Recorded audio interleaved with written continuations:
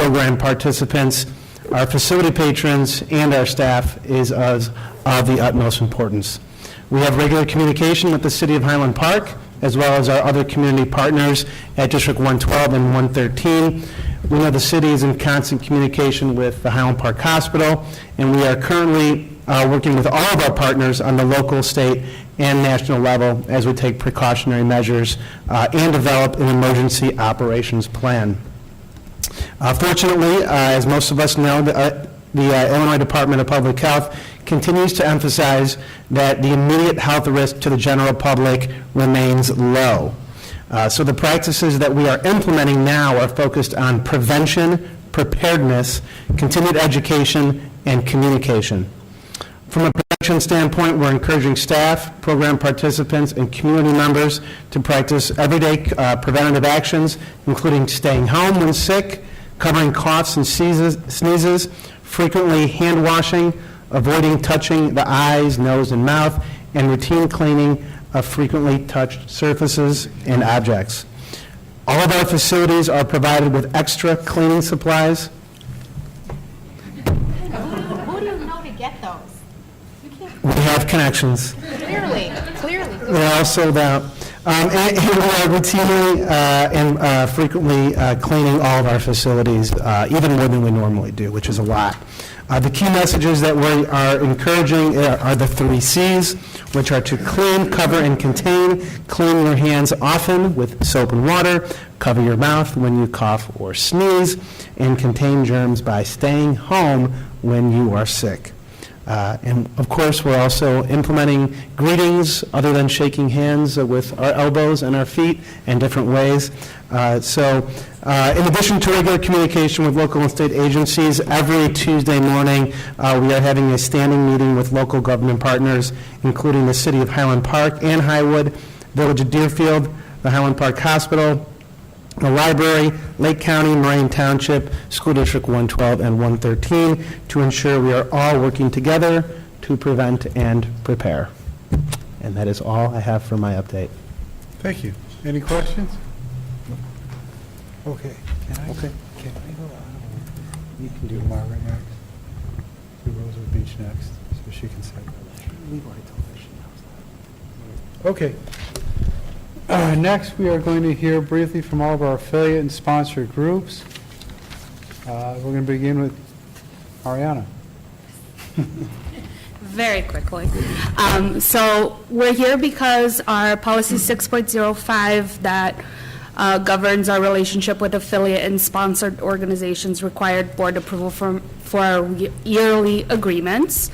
We were going to do this at the end of last year, but it got postponed to now. So we asked our current affiliates and sponsored organizations to come in and present to you guys a very brief presentation, who they are, what they do, and what their benefit is to the Highland Park community, as well as one organization which hopes to achieve the status of affiliate or sponsored organization. We asked them to come and present to you guys as well. So the first organization is AYSO. They're one of our current affiliates, and they're going to present to you. Thank you. All right, Henry, come on down. For you that don't know me, my name's Henry Coulter. I'm the Field and Safety Director. This is Brian Pastroff. He is our treasurer. We've been an affiliate of the Park District since 40 years. Long time. Long time.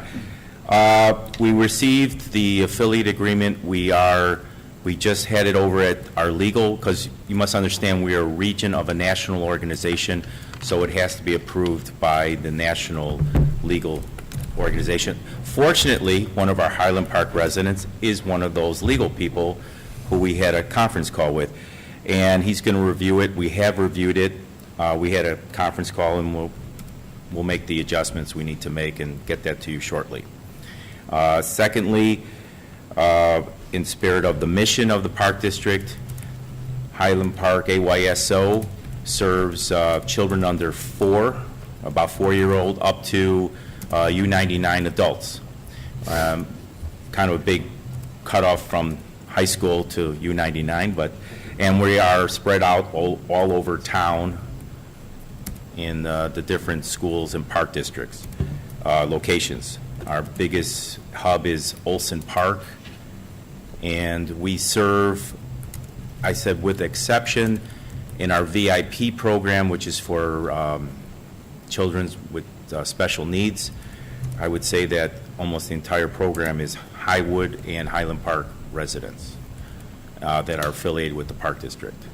I don't know of anyone else. That's right. Yep. And like all organizations, we're fighting for membership, and our levels are probably about 650 kids right now, and we'll see how it develops this spring.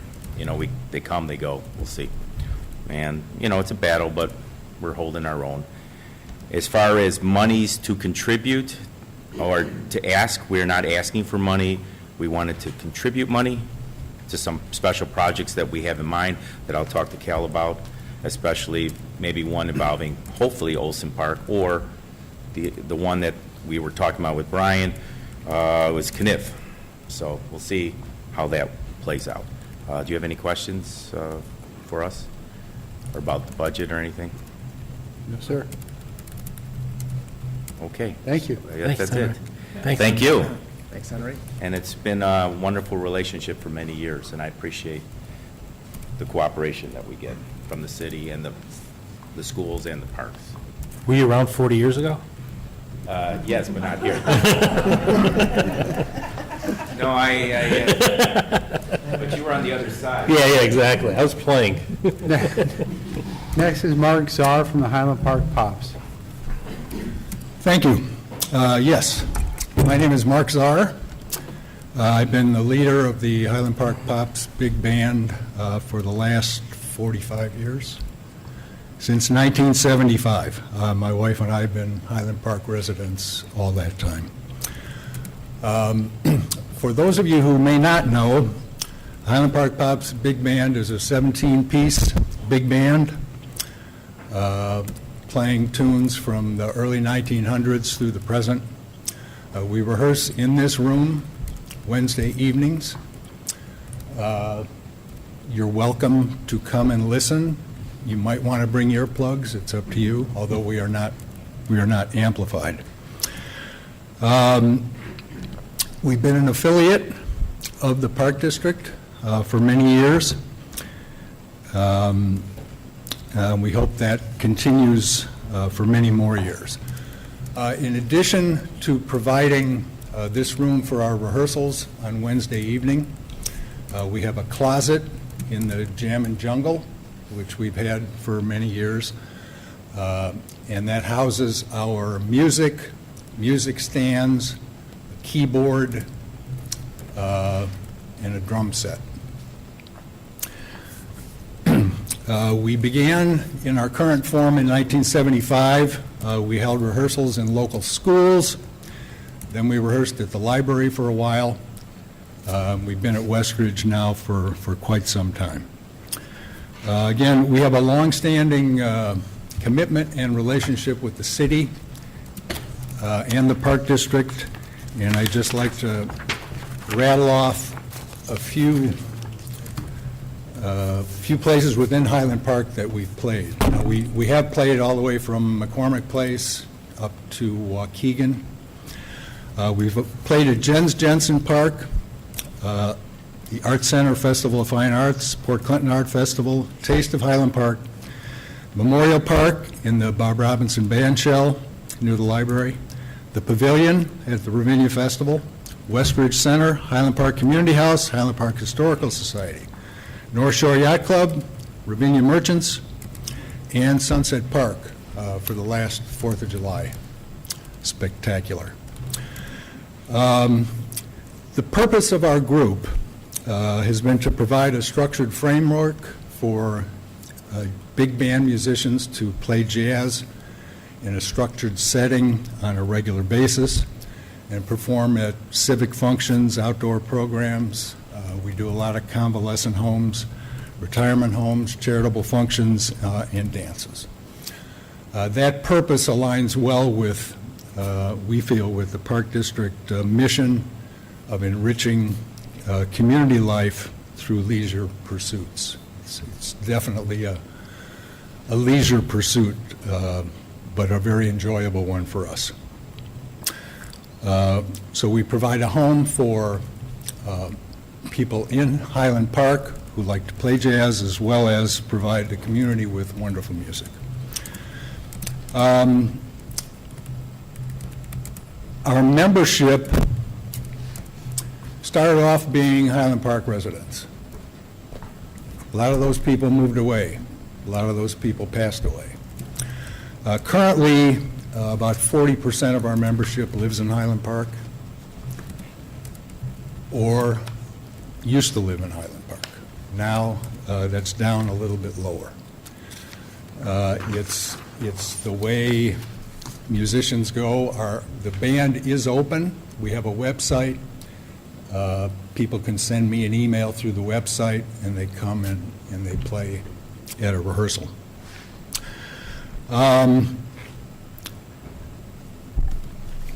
Let's see, in terms of requests, we don't request any money. What we're requesting is what I've mentioned already, which is the use of this room on Wednesday evenings, the closet in the Jam and Jungle. We've worked with the Park District staff in terms of trying to increase our visibility within Highland Park. But as I said, we play all over the North Shore. Any questions? I have more of a question for us. This is the first time I've been here when we've had kind of a presentation like this, so. Me too. Oh, great. Me So, three. Okay, That's fantastic. why we asked for this. Oh, this so is that we great. can- So, Terry's in I don't feel position. so Are lost. you going to ask if you can join?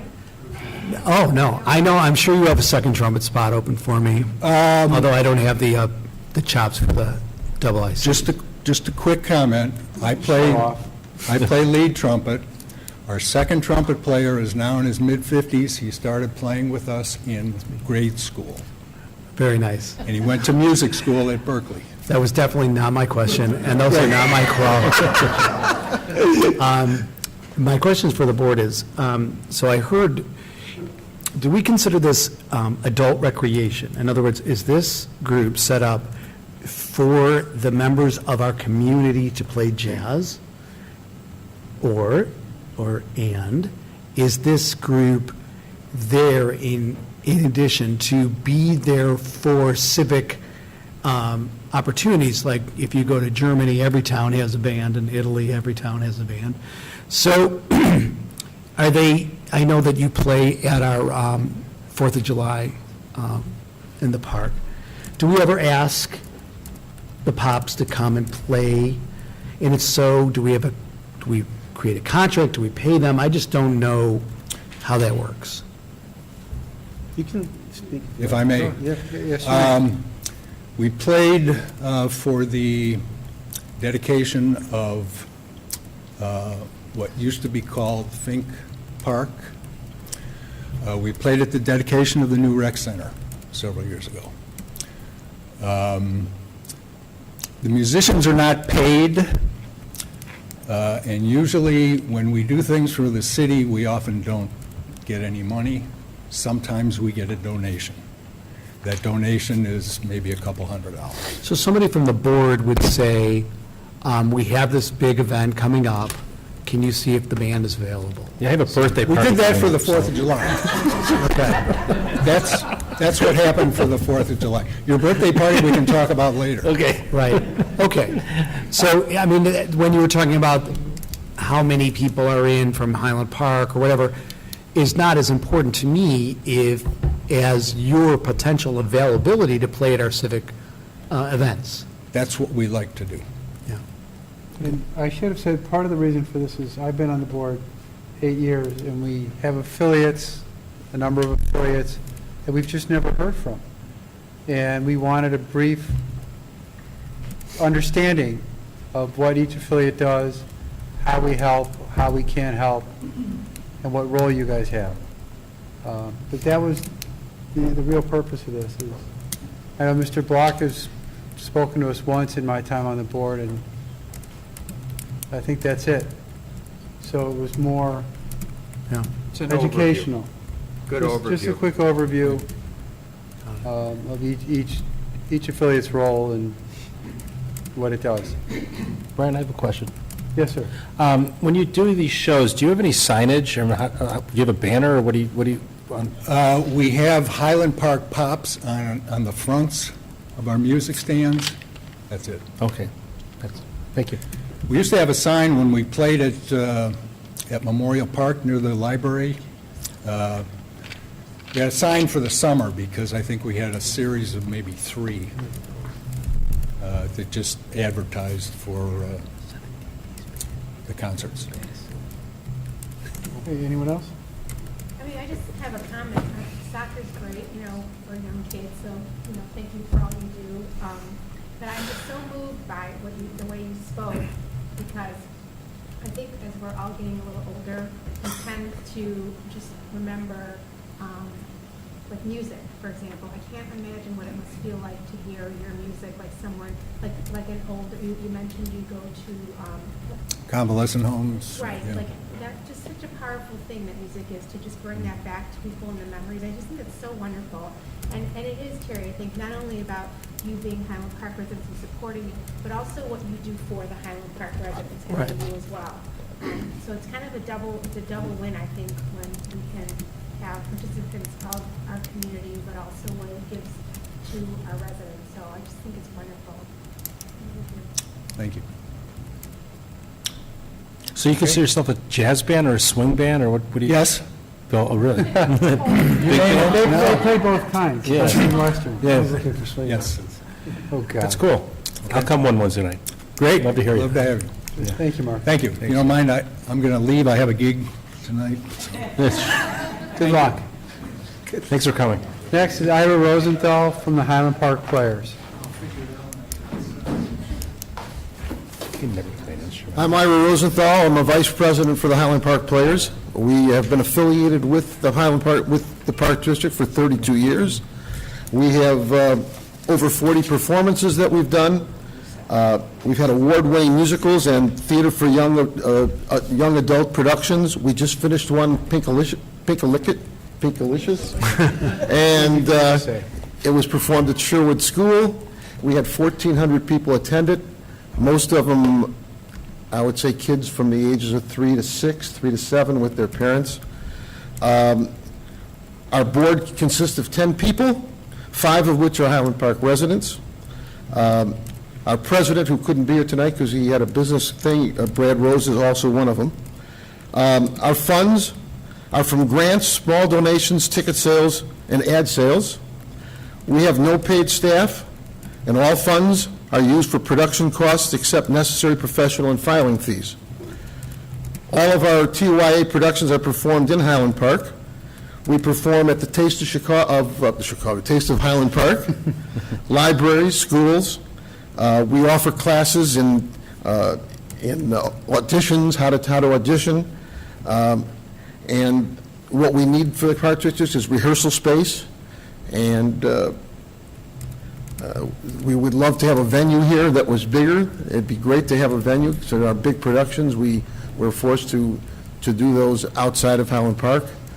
But our mission, which we gave each of you one year, in short, if you want our mission, it's Highland Park Players is a nonprofit organization, the purpose of which is to enrich, educate, and entertain our community by providing area residents the opportunity to attend and participate in a superior theater experience.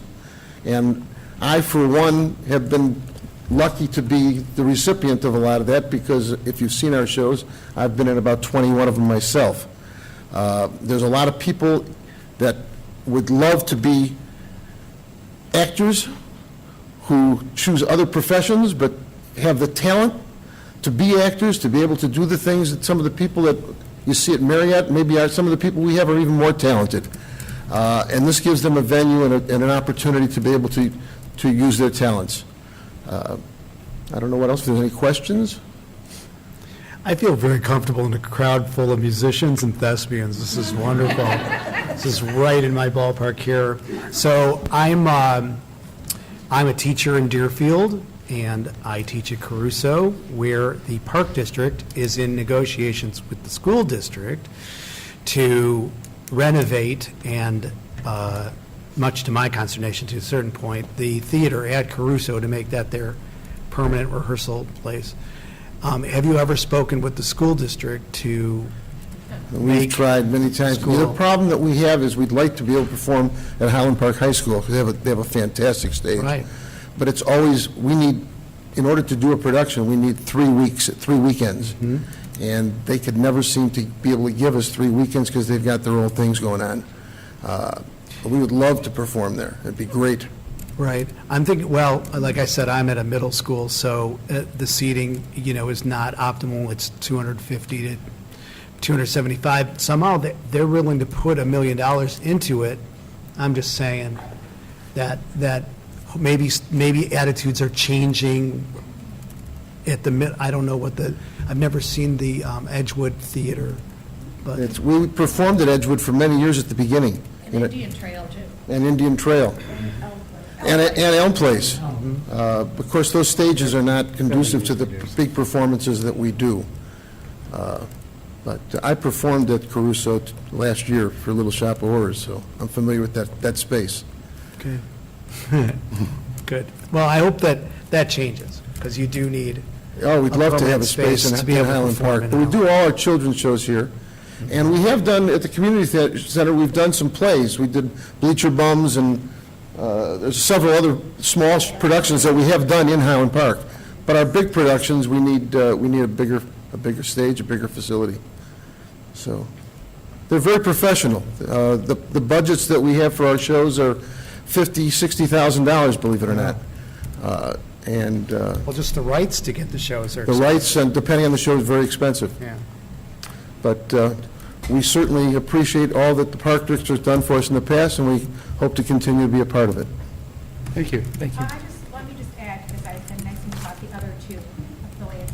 So my kids are now older, 18, 16, 13, but we went to so many of your shows when the kids were young.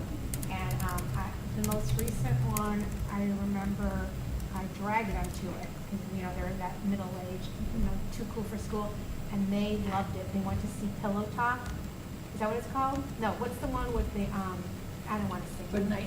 No, Pajama something. Pajama Which Pajama Game? They loved it. Well, that was one of our big performances. That was not a children's performance. Well, no, they're a little older, but, I have to tell you, I remember the scenery and just everything, thinking, wow, this is really great. So No, again, it's another- very professional. We have orchestras. I mean, it's not Yeah. tape music or anything like that. The sets are all done professionally.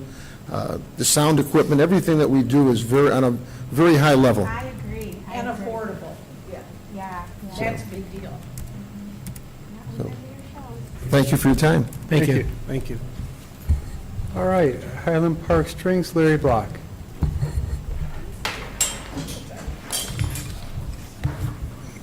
Good evening, Larry Block, founder, general manager, principal cellist of the Highland Park Strings.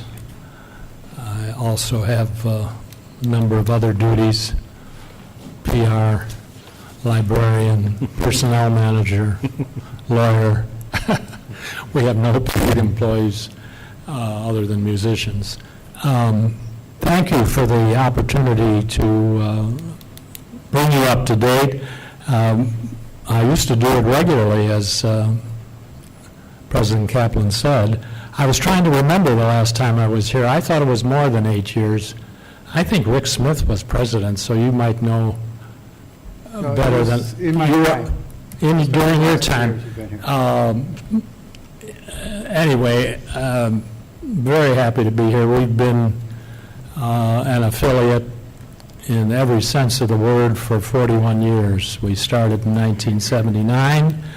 I honestly don't believe we would exist if it wasn't for the Park District. It was Sylvia Dahlman's idea. I asked 10 or 12 of the people that I played chamber music with in Highland Park if they'd like to meet once a week and read the string repertoire, classical music, and we met in this room until we were bounced. I didn't realize the Highland Park Pops took our place, but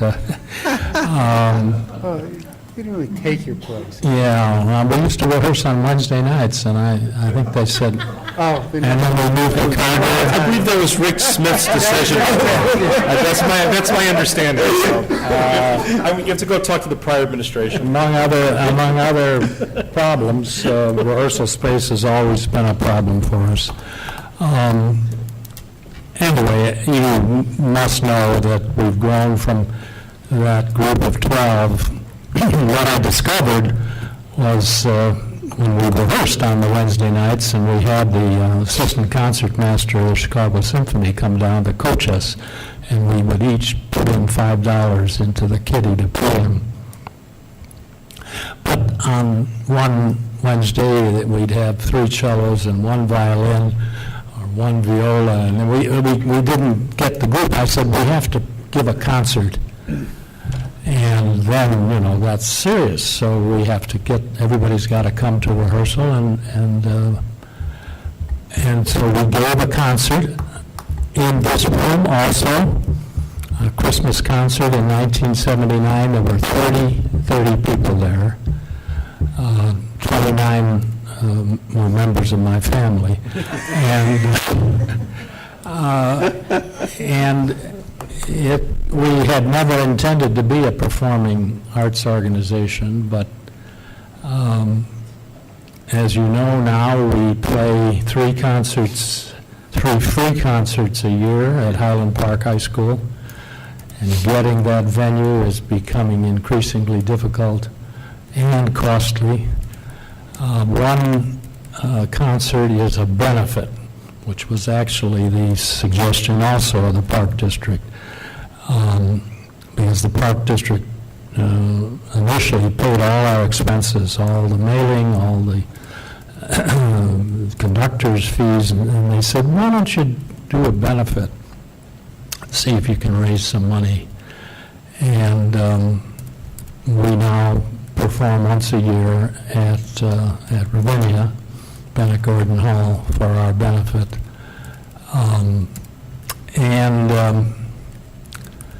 The mission, however, has remained the same, to provide community concerts free of charge, where families, friends, and residents of Highland Park can gather together for an afternoon of classical music enjoyment at the highest level. We've been reviewed so many times by now that I don't need to repeat it, but it's become a real institution in Highland Park, and I continue to give the Park District credit. At the opening of every concert, I say, thanks to the Park District for its loyal support. We get tremendous support now from other organizations, Yay Highland Park Amity Foundation, which has now taken over Yay Highland Park. But our brochure, which goes to all 12,000 households in Highland Park, still has the Park District of Highland Park on it. And we really consider ourselves sponsored by the Park District. Indeed, our programs, which is probably not longer necessary, but I still put on them, the Park District of Highland Park Presents. And we get 800 to 1,000 people at each of our free concerts. And we're ending this season, which has been dedicated to Beethoven's 250th birthday, with a performance of the 9th Symphony, which is a major piece of music, one of the greatest ever written. And we're doing it in conjunction with the North Shore Choral Society, which is a similar volunteer organization of 120 singers. You're all invited. It's a free concert. It's worth every penny. We'll get our money's worth. Yeah, you get your money's worth, exactly. I've gone a number of times. and- You've come, I know, you're one of the, and Lori's been there, I know. I'm trying to get Brian there. Good luck. Yeah, he gives me all sorts You of, packed the high school real good, that's for sure. huh? The high school, the auditorium, you really packed. Yeah, the main floor seats 900. That's how I always know when we're over or under. And then I think the balcony seats about 150. And then lately, we've been getting, it's word of mouth. People think a free concert can't be very good. And then they come, and it's extraordinary. We've played over 200 concerts. We've been called the Little Miracle in Highland Park by the Chicago Tribune. We've also toured. We played in Italy, we played in Israel, and twice in our sister city, Puerto Vallarta. And again, I always say it's the Park District of Highland Park, and they say, a Park District, really? Supporting classical music at this level? Of course, things have changed. The 10 or 11 people that I started with, regrettably, are all gone. I was only 5 when we started, so. And now we're using young people, kids coming out of the conservatories, great musicians, but they can't find jobs as musicians. To get into the Chicago Symphony is like winning the lottery. So they love it because they get an opportunity to play great music. And regrettably, about 80% of them are not paid. Not regrettably, I mean, it's regrettable because we have to raise the money. And we are lucky to get a stipend from the Park District. And we need that really to exist. It goes out of the general fund, but I'm not sure you're all aware. Lake Forest Symphony, which has been in business 60 years and loves to advertise, we're the only fully professional orchestra in Lake County, has just canceled its season. It's out of business. They were going to do the Ninth Symphony on the same day as we are. And believe it or not, I got an email from their executive director. Will I honor at our concert their tickets? It's a free concert. I'm going to hit them up for contributions, though. And shockingly, the Skokie Symphony just announced. You heard that? So, it's a tough way to make money. The Lake Forest budget was $800,000 a year. Ours is $100,000. And, are they better than we are? I don't think they're 8 times better. But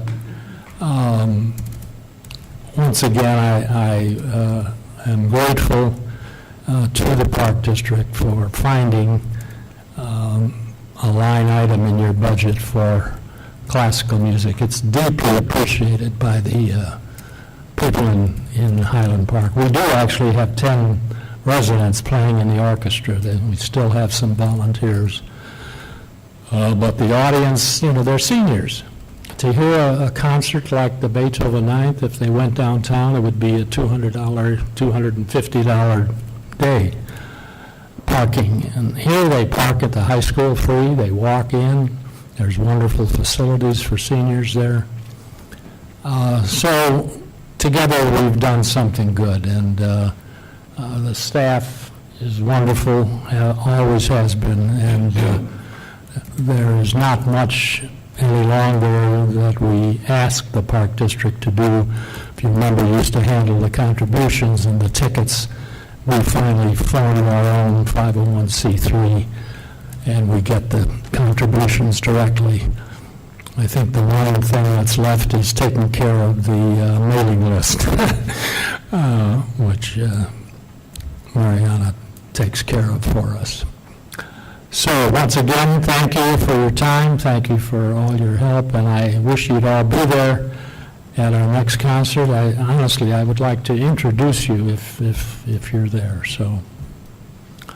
Any questions? When is the next concert? May 17th. Okay. I'll be there.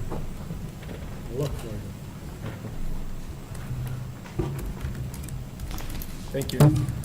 Thank you, Eric. Thank you. Okay. And finally, Jamie Davidson from the Uptown Theater Group of Highland Park.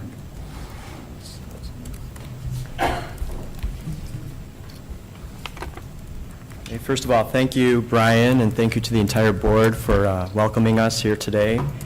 We are a new group in Highland Park, seeking to become an affiliate. And we wanted to address some of the points that you've asked us to talk about. How does our group relate to the mission of the Park District of Highland Park?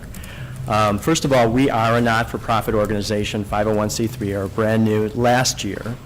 We're in our second year of operations. Our goal is to provide educational instruction and training to help individuals here in Highland Park to increase and improve their capabilities in theater in a professional, non-discriminatory, high-quality environment. What we're trying to do is something new. And what we're doing is each year, annually, we're planning to have a large-scale Broadway musical here in Highland Park. And one thing that the Highland Park Players has addressed is that there is a need to find a good, suitable space. What we've lined up is we're going to be performing at the Highland Park Community House in July this year. We've secured the rights to Andrew Lloyd Webber's Joseph and the Amazing Technicolor Dreamcoat with orchestra.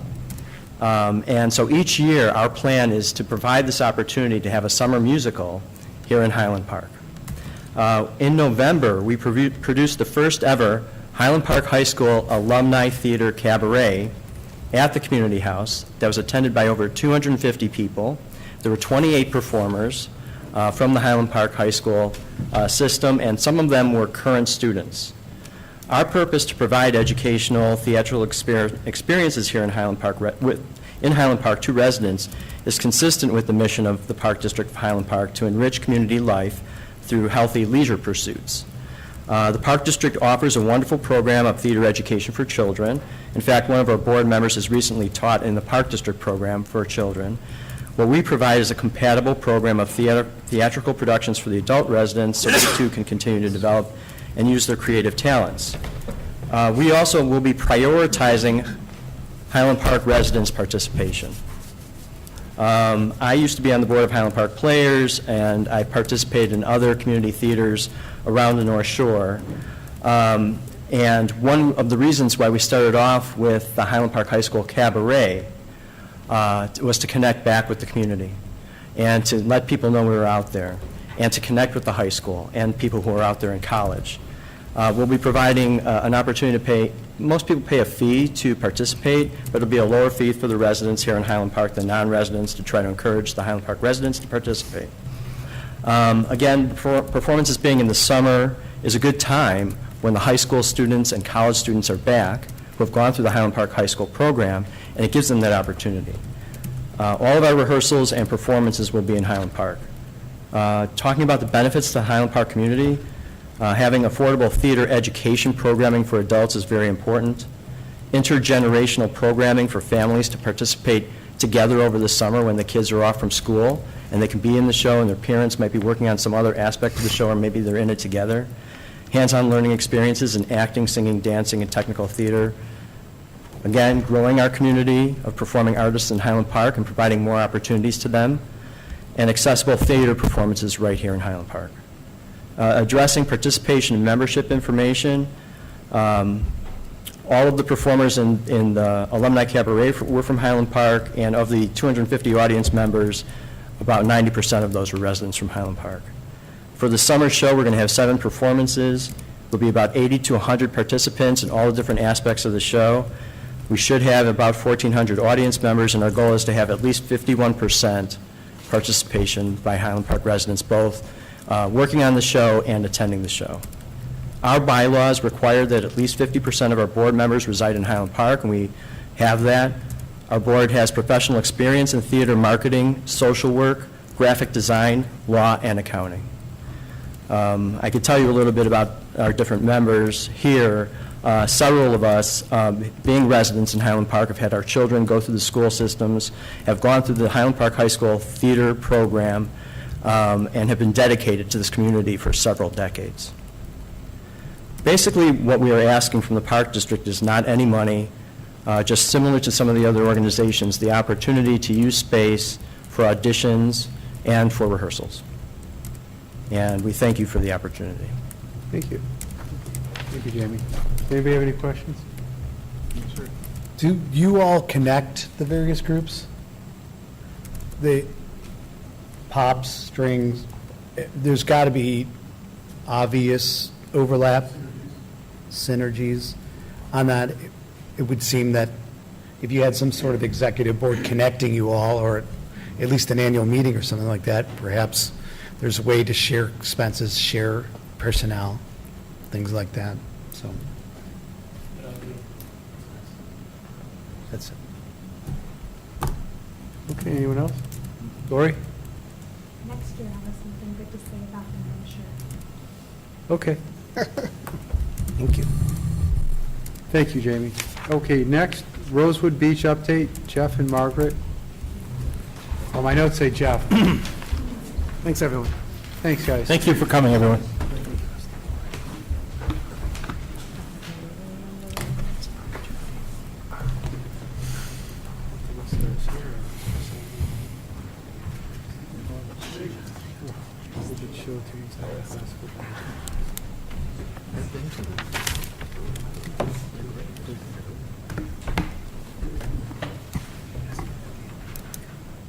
We're listening. Ready? Okay.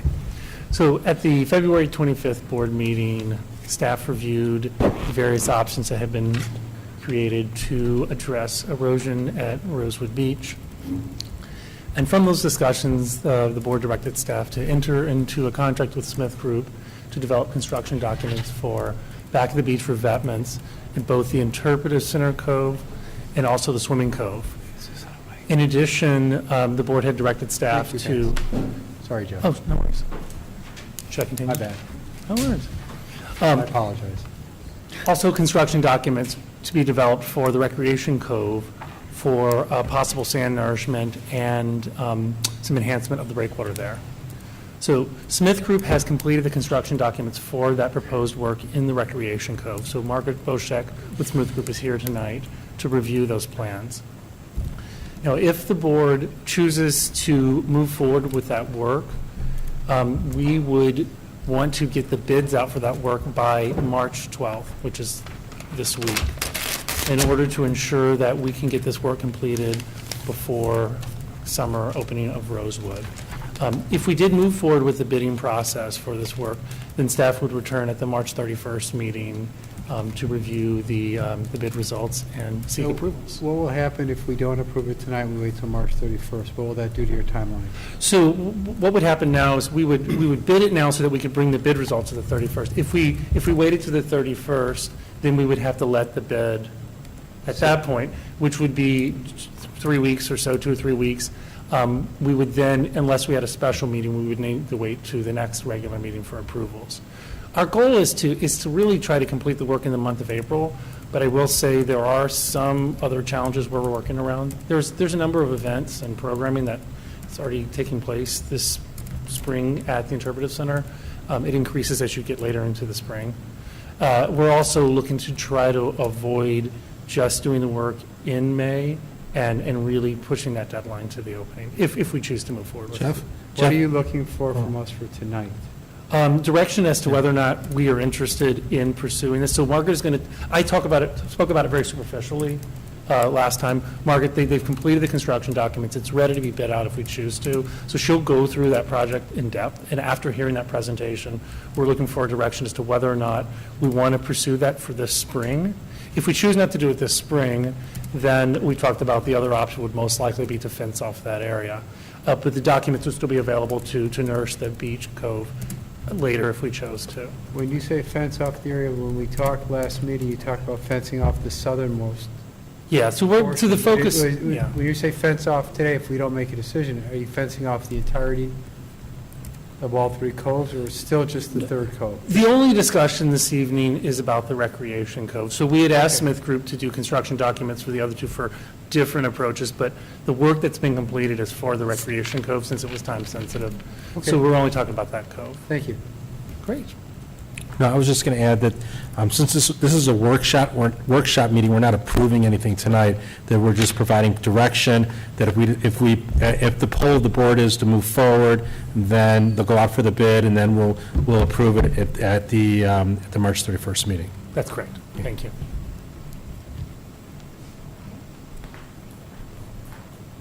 Hello, all.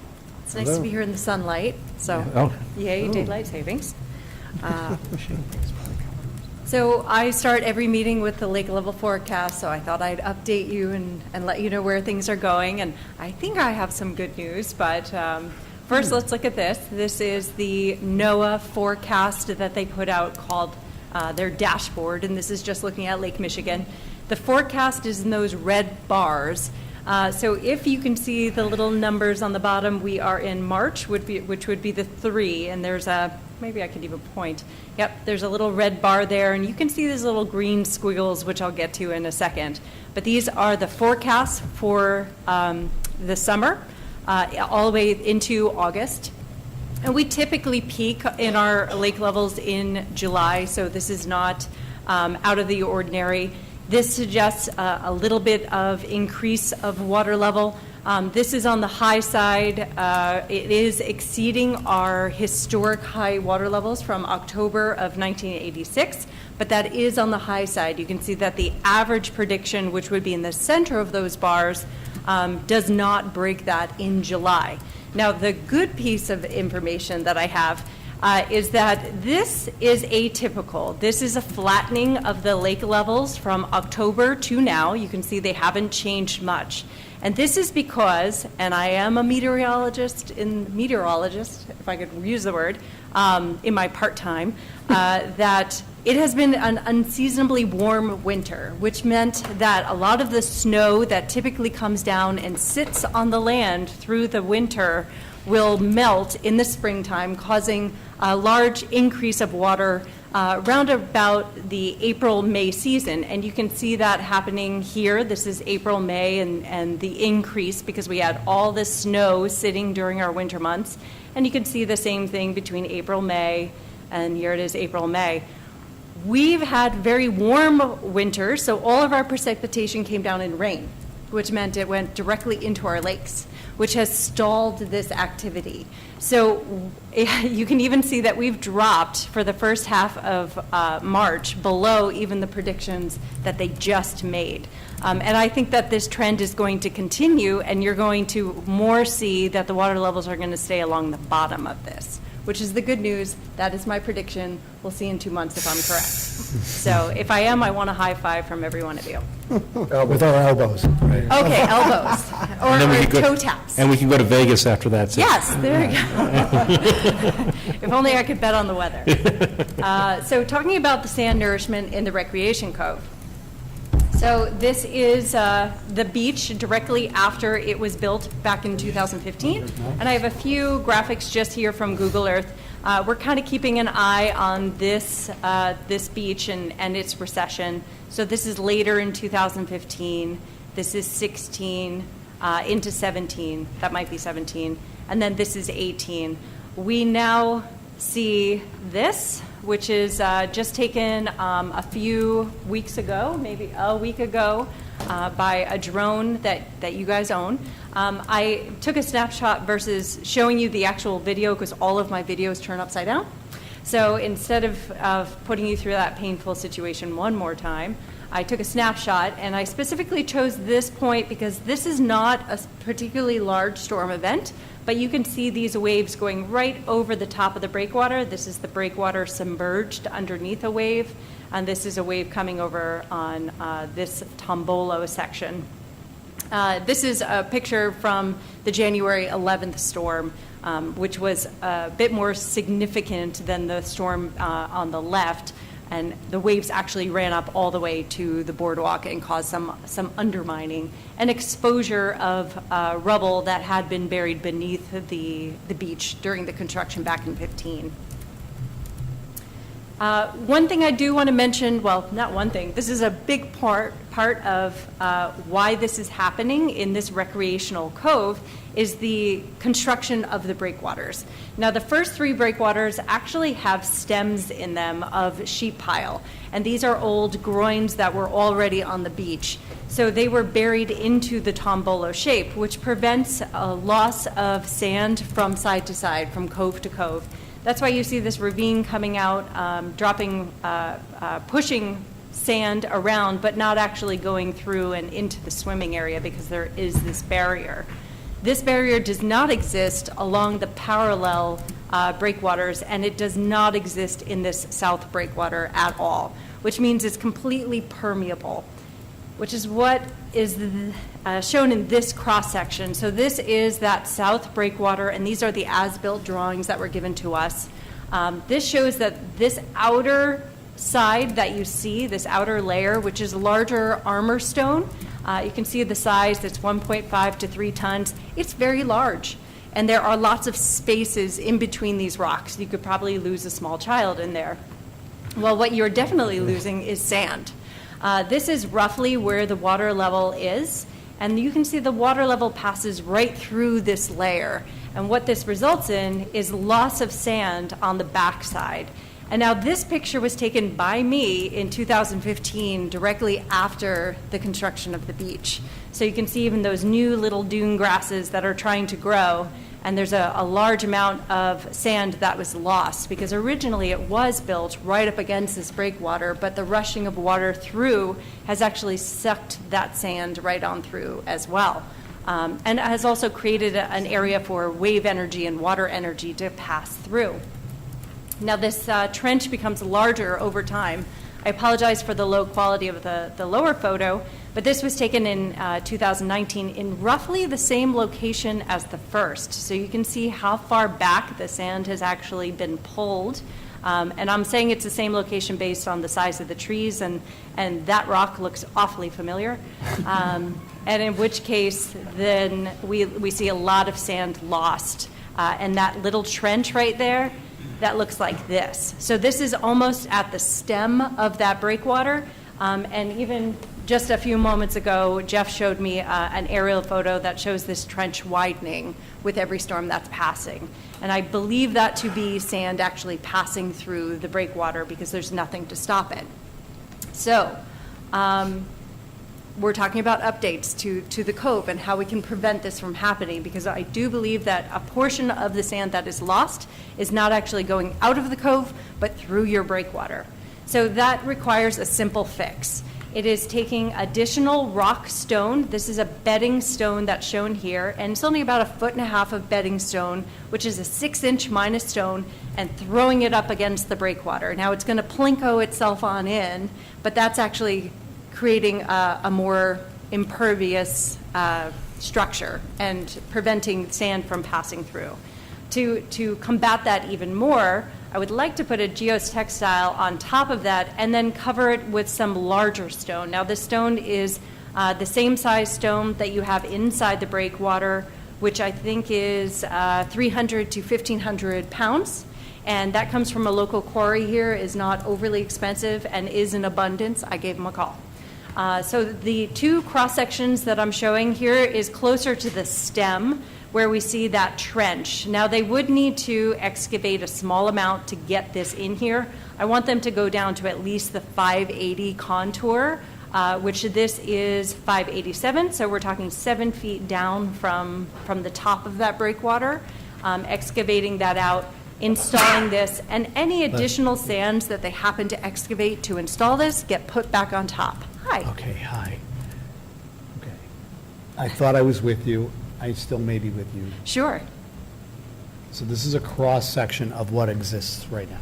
Correct. Okay. That's the Is that breakwater. trench that you're talking about, is that on the north side, or is it on the south side of the southmost cove? It's on the south side breakwater, on the Okay. north side of that breakwater. Okay, so it's on the beach side, it's on our property side of that? Yes, Okay. it is. Okay, so where is that trench? Is that gap that's in the middle? This trench here? That's the trench you're talking about? Yep. So the trench that I'm talking about that's created is this trench. And this is the current trench. It's already existing because sand has been pulled through. Now, what I'm suggesting is that they're going to excavate out a small amount to be able to put in a layer of this bedding material and then that larger stone Okay, material. I think what I'm confused about is that's north, the pictures are north, but it looks like, We're looking well, you're west. looking west. No, I get it. I'm But the out on the trench is on the breakwater. north side of it. But on the diagram, are you still, is the, In the diagram, I'm actually looking in the other direction. that's what I was confused about. Yes, I'm Got looking east and out at the Yes. breakwater. Well, both of these images, I'm looking toward land, so down the That's why I breakwater. was confused. All right. Okay. So that's what we would need to do closer to the stem. Further out, there is no sand, so there's no need to excavate. We can place that directly against the residual sand that is there and put in that bedding stone and this filter stone, or this larger stone. Now, even if this tends to slump a little, it's self-healing, and that doesn't bother me at all. It's creating a less pervious breakwater and preventing that sand from carrying on through. Okay. So for the sand placement, this is a cross-section through the recreational cove. This is the boardwalk back here with that bench. And we saw that there was a bit of a drop right in front of the bench where sand had been eroded out. So I estimated what that was. Now, going back in time, that is our 2015 survey. That was post-construction, and that's where the sand was. And you can see this blue line here. This is an estimation of where water is today, which is around the 581.5. So that's where we were in 2015. This is where we are now. We don't have a recent survey, so what I did was take the 2019 survey, estimated how far it dropped from here, and created a straight line down. It is a good estimation, but it's not perfect. So my estimation of how much sand is needed is based on this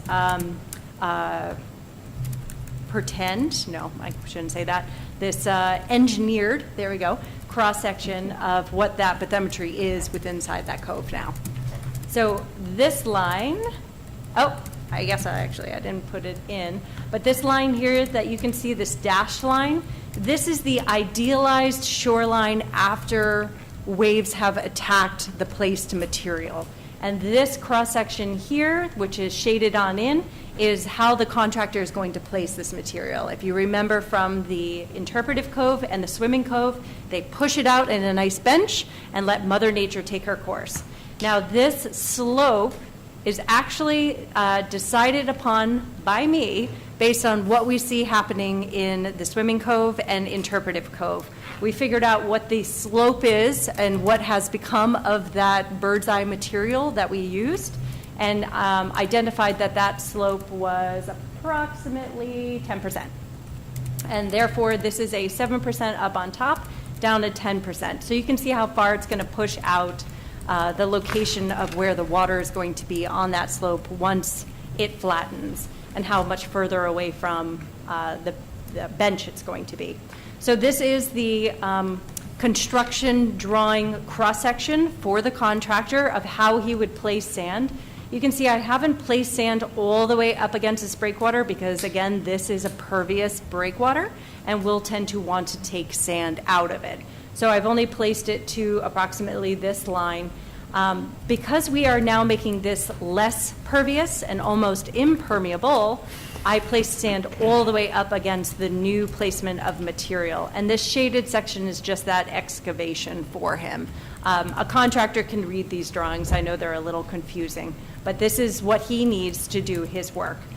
He will extend out from this idealized location or this estimated location of where that scour has occurred or erosion has occurred about 64 feet. This is about 5,500 cubic yards. That is the high end of what we need to get back to a comfortable recreational beach as shown in that previous cross-section. because of the cost that is associated with that much material, we can always sculpt back. We just won't have as large a beach. I'll ask the question, what is the cost? The cost is roughly $300,000. Okay. Okay. What's the cost of sculpting it back? How much are we saving? Well, that's how much you want. You can say, keep cost to 250, and in which case I will start cutting off this edge, because this moving sediment in this direction is less typical than moving it in the southerly direction, just due to the direction of the waves coming in, which are typically from the northeast, which in this picture is off in that direction, and then pushing it this way. Are you filling the gully on this drawing? I am. First off, I'm filling it with rock to create the impermeableness, and then pushing the sand into that, yes. So I am filling it up. So once Mother Nature takes its course, this is my theorized profile of what this beach is going to be. This is actually tying in just to existing contours, so it's not perfect, but this black line is where the water is today, which is that 581.5. And so that gives you a rough idea of how big the beach is going to be, which oddly looks a lot like it did back in early 2018. So I use that as the background image for this. And that is my last slide, I'm pretty sure. Yes, it is. Okay. Why, Margaret, are you not pushing the sand up to the breakwater on the south end, on the north end, and then put in the impervious rocks? To put in the impervious rocks on this end scares me, because we have direct wave attack and it's pushing through the breakwater. You can see in a number of the videos that you've taken through the drones, there's energy pushing on the opposite side. If I were to put in any type of geotextile or something, it's going to resist that energy and get blown off because there's just not enough weight to hold it. So I don't see this as an opportunity to prevent the sand from getting pulled through, but I do see that on the south side because a lot of this energy is dissipated by the time it comes around this corner. I understand. And the energy is pushing it into the rocks as opposed to away.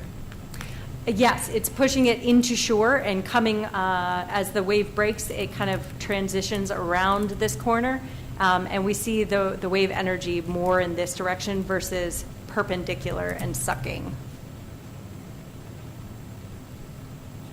And right now, and there was a picture, the current sand adjacent to the play area is eroding under the play area, or the Yes, piers. it is. We do have the drone image. Oop, there it is. So we can see that that footing for that shade structure has become exposed. So if we did nothing, that has to be taken away and taken down. Yes, if you do nothing, the playground equipment and the shade structures should be removed because otherwise they could be damaged. Where would in this drawing, the one you have on the screen, where would the fence go if we did nothing? Could you stylize the fence if we did nothing? Yeah. I was like, not sure I'm the best. So we had discussed we have a basically drawing running tool? right through here between the two play areas. Okay. So this shade structure would come off, and then it would run along the boardwalk this way.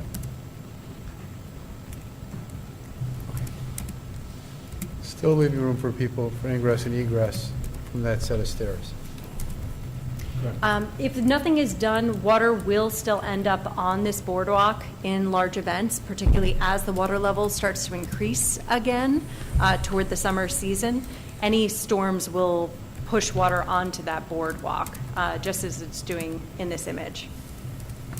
So people can still walk on it, but you will get a bit of undermining. But if we have a storm event, we'd have to make sure people don't walk on it because of the storm in this picture, for example. Right. If there's enough water, it's forceful enough to cause people who are not sure-footed or wearing Keds, because it's happened to me, to slip and fall. Yes. And our older population. Yes, the older population wouldn't want to be there either. Which means we'd have an enforcement activity we'd have to consider. Lots of signs, Yeah. yeah. And no cats. And no dogs. Never gonna live that down, Emma. What? Cal? Can you put the last slide on with the, Very last slide? yeah. Mhm.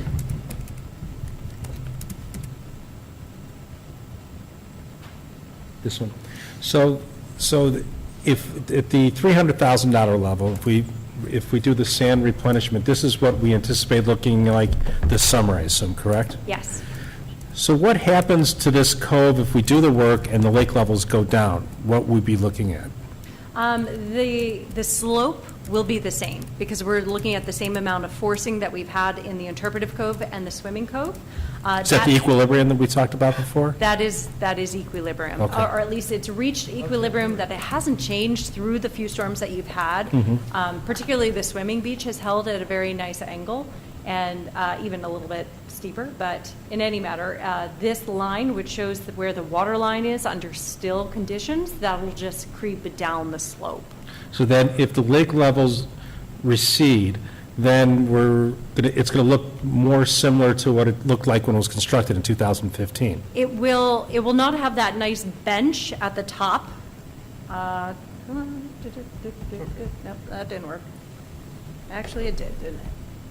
There we go. Wow, too much. Yeah. There we go.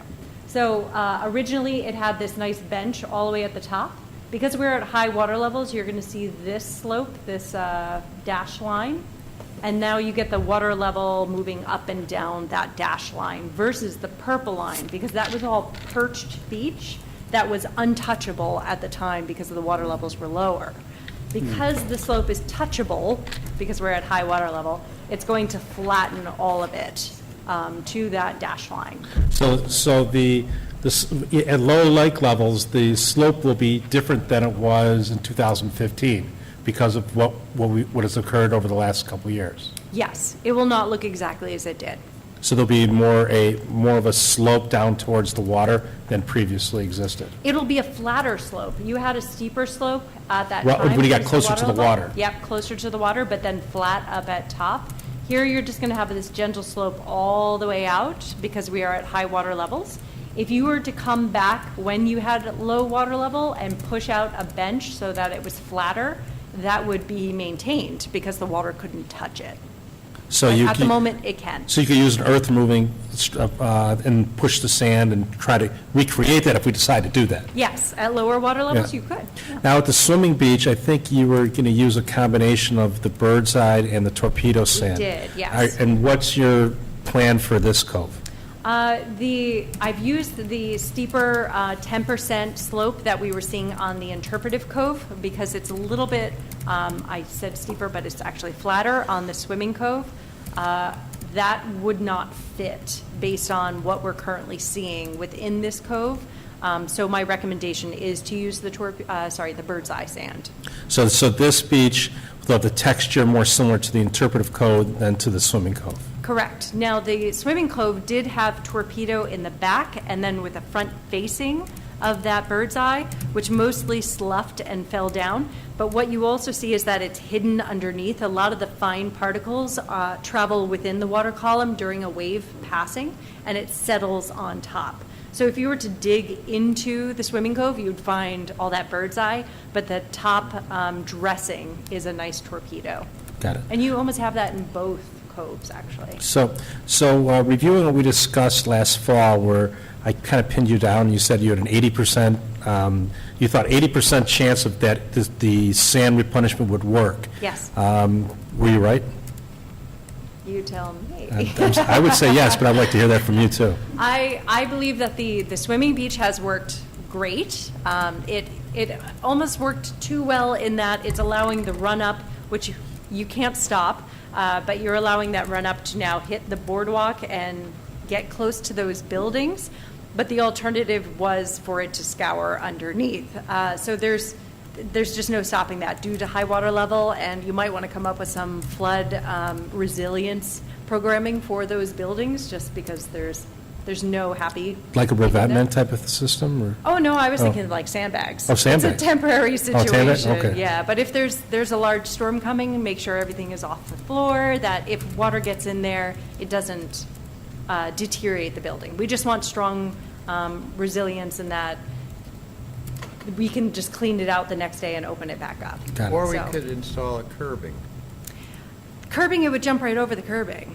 but sandbags attenuates it, or? No, sandbags is your best short-term solution because you can deploy them and then just pick them right back up. If you put a curb, it's going to jump right over. It might jump over with the sandbags as well, but you can go a lot higher Oh, in a okay. temporary fashion. I understand. Yeah. So that's what I think, or even at the door entrances, just to hold it. That's a good idea. The interpretive center, we did not want to place any sand directly in front of the ravine. And as you might know, a lot of that sand has moved down in front of the ravine, causing that stream to push south along where that sheet pile is. So we have lost more directly in front of that bench structure than I would have liked, but it was not unforeseen. We knew that was a strong possibility, and because of the adjacent nature of that ravine right next to where that bench is, sand just doesn't play well at that location. Since- But it's protecting the building Yes. beautifully. Since you've proven that you have a crystal ball, so what? Not yet, 2 months from now. Okay, so what are we going to be looking at this summer on all three coves? Assuming we do this work on the recreation cove, so Mm-hmm. come July and August, what is the citizens of Highland Park going to see there?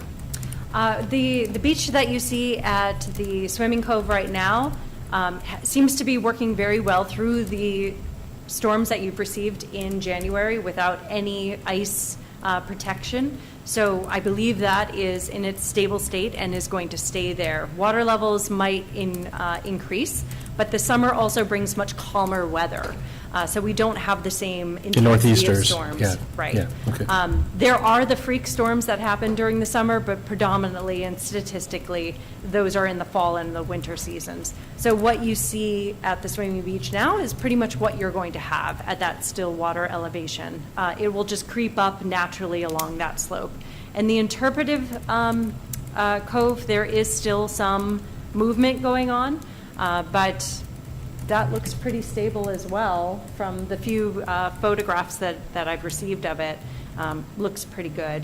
I know that there is that drop-off next to the bench there. Whether we want to fill that in for the summer season, again, because the storms have passed, is a question for you. Otherwise, if you want to protect it, something's going on behind me. And then for the recreation cove, I think this, if you were to fill it, this is what you're going to see. You're going to have that new beach. Now, it might not have the opportunity to get hit with the number of storms it needs to create this beautiful flat beach, which means that there might be a bit of a drop-off before it gets there. But as it evolves, as that beach will evolve. It we'll will get there. evolve, and even humans will help it happen because they'll be walking down that slope and breaking it down, so that as waves come, it just pulls it flatter. And so regarding the fall and winter season next year, when we have those northeasters and those storms, when are we going to have to make any decisions on what we should or should not do down there? Leave it alone or try to further augment it? Well, if we want to further augment it, the best time to do that is the spring and get through that winter season, in my opinion, because we'll have a better forecast for what's coming in terms of water levels after the summer season. And then looking into fall. If we plan for it now, we might be on that downward trend and we're jumping the gun. So we should wait till the late summer, early fall to start reanalyzing all three coves? Yes. And due to the nature of the work that we're talking about, of just installing revetments and such, that can be done in the dead of winter. Got it. So in fall, if we said, yep, we want to move forward with this, we've already talked about having those construction documents ready to go. We can just hire a contractor and he can get out there. I think Keno, with placing the sand, proved that they can do it very quickly. They were done within a week and a half with the two coves. So with the recreation cove, that's going to be super quick. With the placement of sand for a revetment on the backside, the revetment on the backside with stone, that can go equally as quick. It's not a very big structure. It's just the excavation and getting in there. How are you staging the work on the south arm? Are you going to be bringing the stones from the land, or are you coming from the lake? They're coming from land. Land. Everything is going to be, and this is where the coordination with the events that you have going on right now are going to come in. The only way to access that area is through that parking lot on the north end. So they would be dropping material there and then trucking it to the South Cove. Got it. Okay, thank you. Margaret, let me ask a question. On this historic, the large gray shelf, Yes. and this is also for Jeff and everybody, that was an area that was used for volleyball and other recreational activities. Assuming that the shelf dissipates as you're projecting, will we still have areas that are amenable to volleyball and other such activities? Or is it too, is the slope just going to take it away?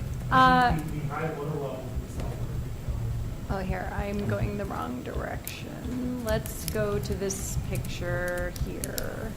Okay, so this cross-section is shown at this location. So this flattening will happen pretty much everywhere that this line is, because this is the top of slope. So where those activities can happen, should it flatten all the way, is on the sides. You would not want that in the center where things tend to flatten more quickly. You would want them off to the sides. I know that's also where you have the dune grasses, so it would Right. you'd have to see if you could fit them in. Well, but how much does it flatten? You have some contour lines there, which I can't read, so how much are we? So this What- is, You know, is it, and I'm looking at this, and I'm also saying, well, is that severe enough that you can't play volleyball on it?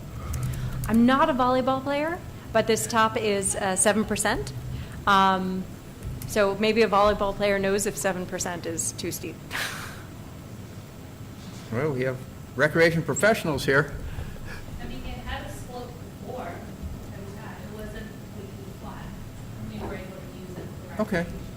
And it's not, we don't do any competitive pieces, it's all recreational. Right. So it is similar to what it was before I know. Taller people stand on Taller people that stand side on. and shoot. So, but you also said that we would have the opportunity of creating a plateau if we wanted to with a bulldozer. Yep, yeah, you can do that as the water levels start to decrease. If you create with a bulldozer a nice plateau, it will want to start to drop it. So every storm that comes, you'll be like, I'm doing it again. Sand is like that, it's, Okay, but it's doable. yeah. Okay. Okay. Guess the question is, moving forward. So it was, you estimated it would be about $300,000. Can someone review for me what we talked about for the revetments and stuff for the north and central coves? Jeff, do you have the pricing from We're not making last meeting? No, I just want it for informational. We have, I believe it's 550,000, that's the district, I was going to double check that out. And that was a combination of the Rutland and some sand erosion. I think were you asking the cost of all three? The estimates for the revetment For the first and- two, Right. and then we'll plug this on top of it. 800. Oh, the estimate, not Yeah. the question, no, the estimate. Right, the Yeah, estimates, of right. the north and The the estimated swimming. cost for the revetments and the- We have to go back and, I don't, I don't know. Approximately 800? I think it was 800. I think it for was the- about, for the two, it was about 800,000. would be close to 800. That's what I'm saying. It's more than that, right? And then you're talking about three on top of that. Yes, and the 300 was based on the cost that we got from Keno for the placement of the material the first time. Well, I shouldn't say of Keno, from Thieland, because we purchased direct from them. All right, I'm going to ask you to pull out your crystal ball again. Okay. If we do this, what life expectancy are we potentially looking at? And I'm using Yes. potentially. You're taking on Cal's position on this one. Life expectancy, well, define life. The absence of death, the whole life. The What's the absence percent of- that's going to be successful? That's what the question I asked you. How many years Well- will this fix last approximately? And when might this come back before the board again? And what Right. kind of bank are we getting for 300,000. Right, so if water levels keep going up, it's not going to last forever. You might get a year or two out of it, and I'm being honest, because higher water levels increase the wave energy. It's going to want to start to flatten it, and you have bigger problems at that point because now your run-up is into your parking lot. It is also then hitting your bluff on the backside. So the beach is not So really. let's just talk about this. Yeah, I this just one. want to talk about the third cove. Yeah, okay, so. And so if we don't do this, the third cove will be unusable for the foreseeable future. It will be unusable for the year, because it is just a bit unsafe. People will still go there because it'll be calmer season, but No, I rocks, understand, but that cove will be unusable for, at a minimum this season if we do nothing. yes. Okay. Margaret, of the $300,000, just to break it out, how much is for the south end, and how much of it is the sand replenishment for the remainder? Approximate numbers. I did. It was approximately 50,000 Thank you. for the stonework and 250 for the Sand. Yeah, the sand is, I think, if I'm not mistaken, $23 per cubic yard? mobilization is built into the sand. Oh, okay, so when you say mobilization, built into the 250 is a component to do the south end. Mm-hmm. It's 50,000 for material and some work. Yes. But the mobilization part, which is a big factor, I think, bringing the equipment in, is part of the 250. Yes. So it would essentially be an additional 50,000 to add on the stonework while they're there. Can I ask, is there any carryover with work or not work, depending on the cove? In other words, if we do the northern two coves, does that help at all with the third cove? If we- Monetarily. No, literally physically, if we have a functionally. You already did it, though. If we, no, okay, but also on the back end, if we don't do anything here, does it negatively affect the two coves that we are looking at doing To the north, no. to the north? It does not. The flow goes the other way. I get it, but there's nothing that's unhelpful or helpful or anything like that. No, really. there is a spine in that third breakwater, so even if it was continue to erode, it would hit that spine and not steal from the swimming beach. So that cove is its own area. Was it good that we left those groins there? Yes. It's always a good idea. So getting to Brian's question, the worst-case scenario, okay, the lake levels continue to rise. Yeah. Would it be a fair statement that if the lake levels continue to rise, that the breakwaters that are out there, the stone breakwaters, would not be able to function as intended because the lake waters would be too high? There'd be a lot of topping? There is a lot of overtopping now. So if it continued to rise, then there'd be more topping? Yes, absolutely. There And would be more that, and that if the lake levels continue to rise, conceivably, that we may have to shut down the beach completely because just the way the slope of the beach, the contours, and the fact that those breakwaters will not be functioning as designed, that it would not be able to be usable as a swimming beach or anything else down there, especially if water's going to the parking lot and other things, correct? Right. If the water level continues to rise to cause those extreme future possibilities, then I can foresee closing the beach to access, just for safety reasons. Until the lake levels recede. Yes, and repairs can be made. Yes. So, okay, thank you. Anybody I else? don't think it'll happen. That's my crystal ball. Hey, listen, I'm a Cub fan, I'm an optimist. Yeah. It happens. Okay, anyone else have any questions or comments? Thank you. Yes, I'll just make a comment. I think that, I think we have to move forward with the sand replenishment on the third cove. Otherwise, it'd be unusable. Otherwise, we're creating a dangerous situation, and also there's a significant chance that we can damage some of the improvements that we've already installed down there, so. And I agree. I agree. Terry? It's not where we wanted to be 5 years ago No. when we installed this beach, but this is where we are. we have to look forward, not backwards. And as we can say, we have to hope that it's half full rather than half empty, that the lake levels will recede, and that this will be supplementing what's existing, and that, we'll have a long, fruitful, and enjoyable time down there in the future with the lake levels going down. That green squiggle at the beginning in my lake forecast gives me hope. So Green squiggle. there it is. There's my green squiggle, Got it. the below forecast. So we should be level. hoping for a lot of sunshine and not a lot of rain, is that what you're saying? Yes, if we could stop raining, that'd be great. Okay. I don't know if I've already mentioned, but last year was the wettest year on record Yes. in 125 years. And So what do the farmers have to say about that? they love it. They love rain and sunshine. Lori, your thoughts? Good, I agree with you guys. Gary? I still think I need the hill to be overtopped with the whole direction of our climate right now. I'm worried about, I know we have our own separate budget for just Rosewood, but I am really worried about the cost of our other beaches and the future work that it's going to take to make those usable. So I'm still cautious about spending money that if we had, I think we're supposed to turn around a little bit in a couple of years, but if it keeps going up, if there's just something fundamentally different about our climate in our time, in our temporal zone or whatever we call this sort of thing, then we'll never get that back. So I'm still a no. for I will say in response that the two of the four beaches are passive beaches. So there's Ravine Right. and Moraine. Those are passive recreational beaches which should not require a lot of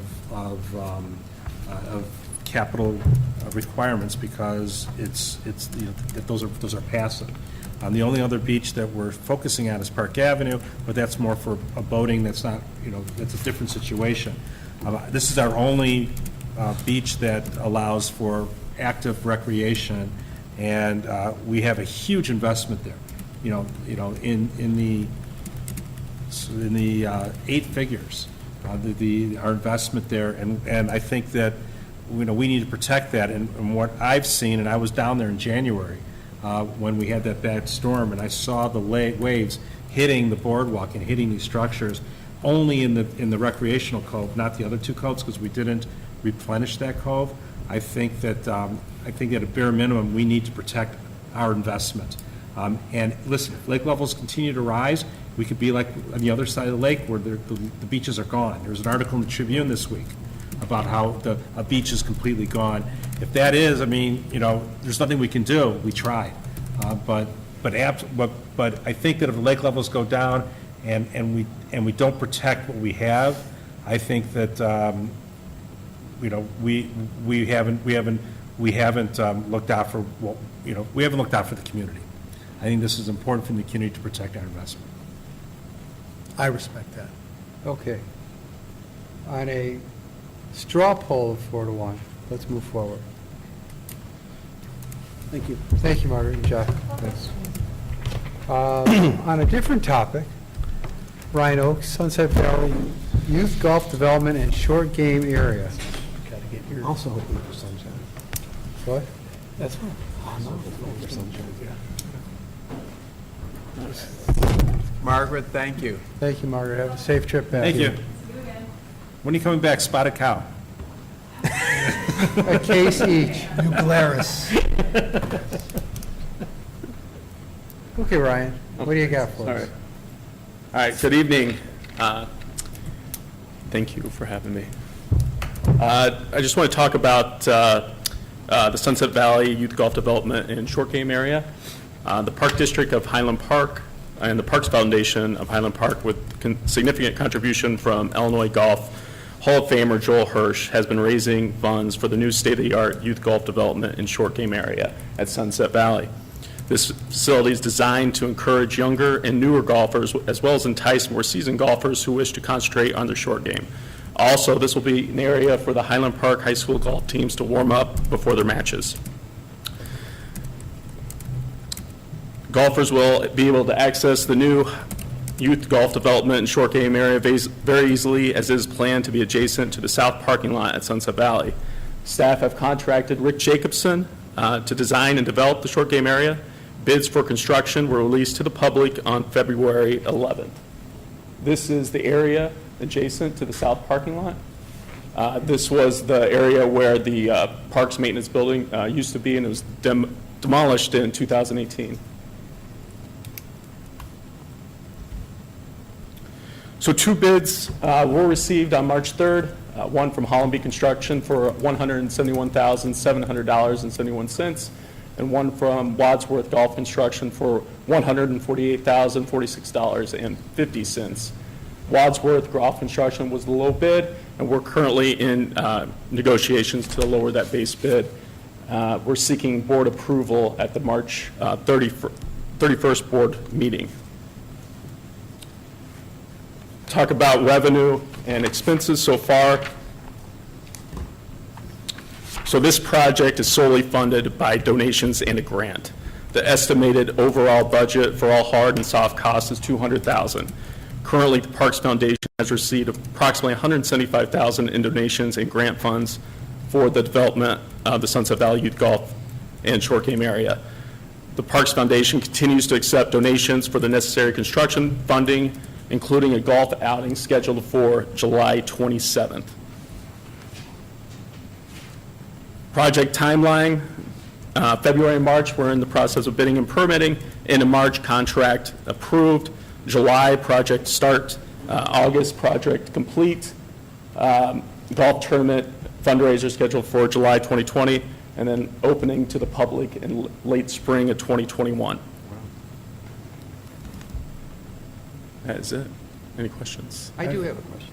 Go ahead. May I? Golfer on the board. My question is, the access to get from the clubhouse to this area, do we have a sidewalk or some path so you're not walking through the parking lot? Yes, we have right there, next to the cart barn, we have a proposed brick paver path, and we're actually going to bid that out separately with our landscape architect, Mike Evans, in July, and then go to board approval in August, and then start construction on that in the fall after the short game area is developed. So So that's a both projects won't be working at the same time. That's a $25,000 in the budget. Yes, so we have budgeted for that. Permeable pavers? There'll be, yes, brick paver pathway. We're thinking we can get a fundraiser out of that. Yes, yes, yep. Is that going to be wide enough for two-way traffic? No, just one. So how are we going to deal with that, going back and forth with carts? We talked about possibly doing a turnaround there, but it could just be, if you see somebody coming, just wait. Right now, there's only 10 feet, I believe, in between there. So it'd be just one cart traffic. I mean, if there's walking, people can drive through there, and we do have cart parking stations next to the short game area, but you could walk as well.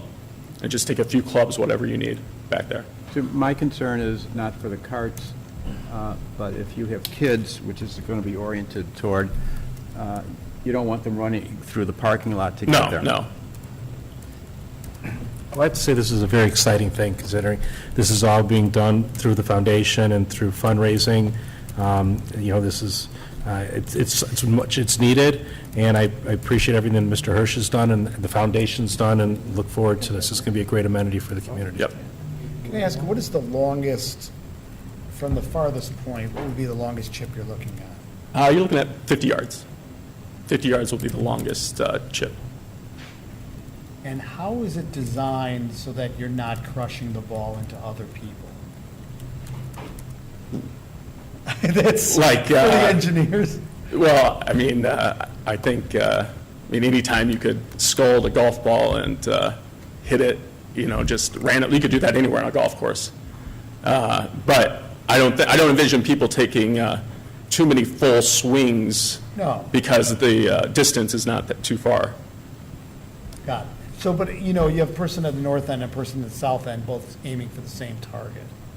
So it's just conceivable that There's not going to be netting or, No, there would be no netting. We have 6 honey locust trees that is on the, would be on the west side of the facility And that it will says block pro- it, screen it from the It first says hole. proposed screen as well.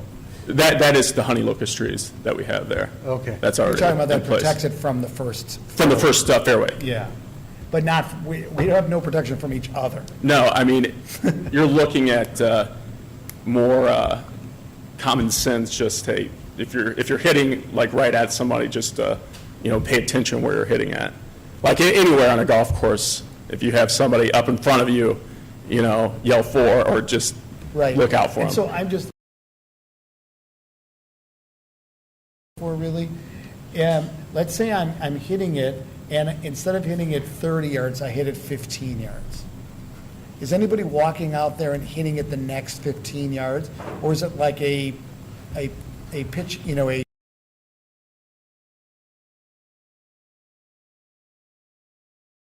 your ball?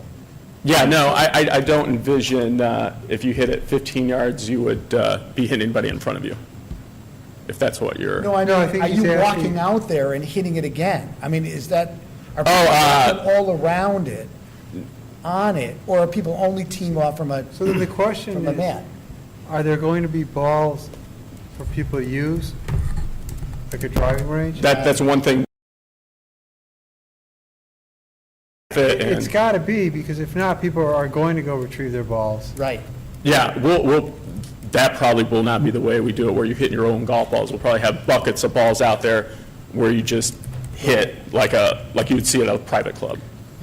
Right. Yeah, which, Operations are still being Yeah. worked out for how that component will work, But but you won't be hitting your own ball. you won't be putting on the green. Yeah, you're not going to It's be just putting on the shipping. green, you're not going to be walking there right. to get the ball. Okay, that's it. And Yeah. then the balls are going to, there's going to be like a cart that will retrieve the balls like at a driving range?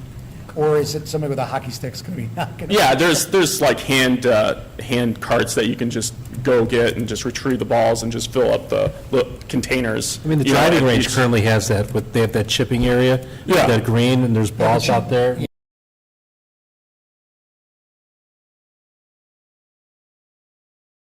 Their short game area is something similar. Deerfield has something like that, Des Yeah. Plaines Golf Center Yeah. has something like this, just not as, Ravinia Green, the country Yeah. club has something similar to this. I think when we get closer to the opening too, we can discuss the operations of the facility. I was just trying to envision how it's going to work. Sure. Any other questions? About helmets. Sounds great. Thank you. Thanks, Ryan. Very exciting. Okay. Spin bikes, or its real name, Recreation Center of Highland Park Spin Cycle Replacement.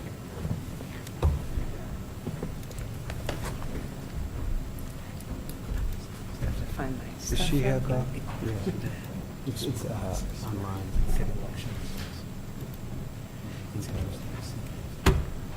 Okay, there we go.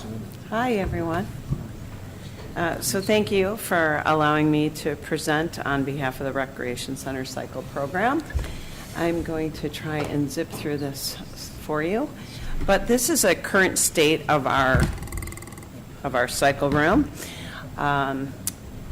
The cycles have met their useful life and need to be replaced. Additionally, the cycle industry has changed significantly in the past 6 years. So have the expectations of our members. The bikes are now 6.5 years old, and we do currently have one neat upgrade in the room as of 6 years ago. We have some videos up here, but it's being used only by 2 instructors and in 4 out of the 18 classes. So the reason mostly is because it's a little bit more difficult to use. It's not up-to-date technology, so therefore it's by choice not being used. What we have done as a group, as we have gone out and did some market research, and what we found is that the cycle growth is still happening right now. So club industry reports that the popularity of indoor cycle continues to grow because indoor cycling continues to change to meet the needs of members. And how they're doing this is through immersive experiences. So within the studio now, what is happening is they're providing immersive experiences with smart bikes. And this is what people are expecting in their spin bike programs. And how this is impacting us is that we are seeing this grow around us at a pretty rapid pace right now, because these products are more accessible than ever before, and they're coming out very competitively. And so our boutique studios and full-service facilities are upgrading their cycle studios, and they are negatively impacting us by causing reduction in membership and ultimately revenue. Oops, wrong way. Okay, so what we did is we identified our challenges, and that is that we have aging equipment, outdated media, we're behind the trends with what's happening in the cycle industry. What's happening is we're having declining participation, and we have our local competition. We went out and did some research, and this is what we're finding. So if you saw that picture of what we look like to what's happening around us, this is what we saw when we're running around, and quite a big difference. So that prompted us to ask a question on our 2019 July survey that we did to our members. We put this in our SurveyMonkey that went out to all our members and said, would you like to see a dynamic virtual technology-based cycle program that enables indoor cyclists to set goals and track performance added to our current cycle program at no additional fee? If we throw out the I am not a cycle participant in that survey, 80% said, yes, that sounds exciting.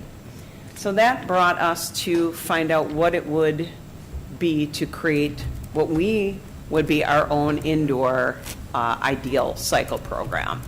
So we determined what we would need to do for our goals, which would be to invest in some premium bikes, invest in interactive group display, upgrade our media and design of our studio to get ahead of the competition with a result of anticipated increased participation. So from there, we consulted with the people that we would need to make this happen. We looked for the state-of-the-art equipment and spin bikes in the market. We looked for the top technologies that went along with it. We consulted in media experts for audio, visual, and lighting. And we looked into design elements for our space. From there, we went even further by really digging deep. So our key staff, myself, Mitch, Chris, and Lauren, we attended a bunch of webinars once we determined the top 3 bikes that we were going to go with and the products that went behind us. So we attended webinars for the Stages bike and their flight program, the Life Fitness bike and their Coach by Colors, and Moto Sumo is a third-party interactive display that you could use if we stuck with Kaiser bikes, because Kaiser does not have their own version of it. We attended live classes and we did trainings.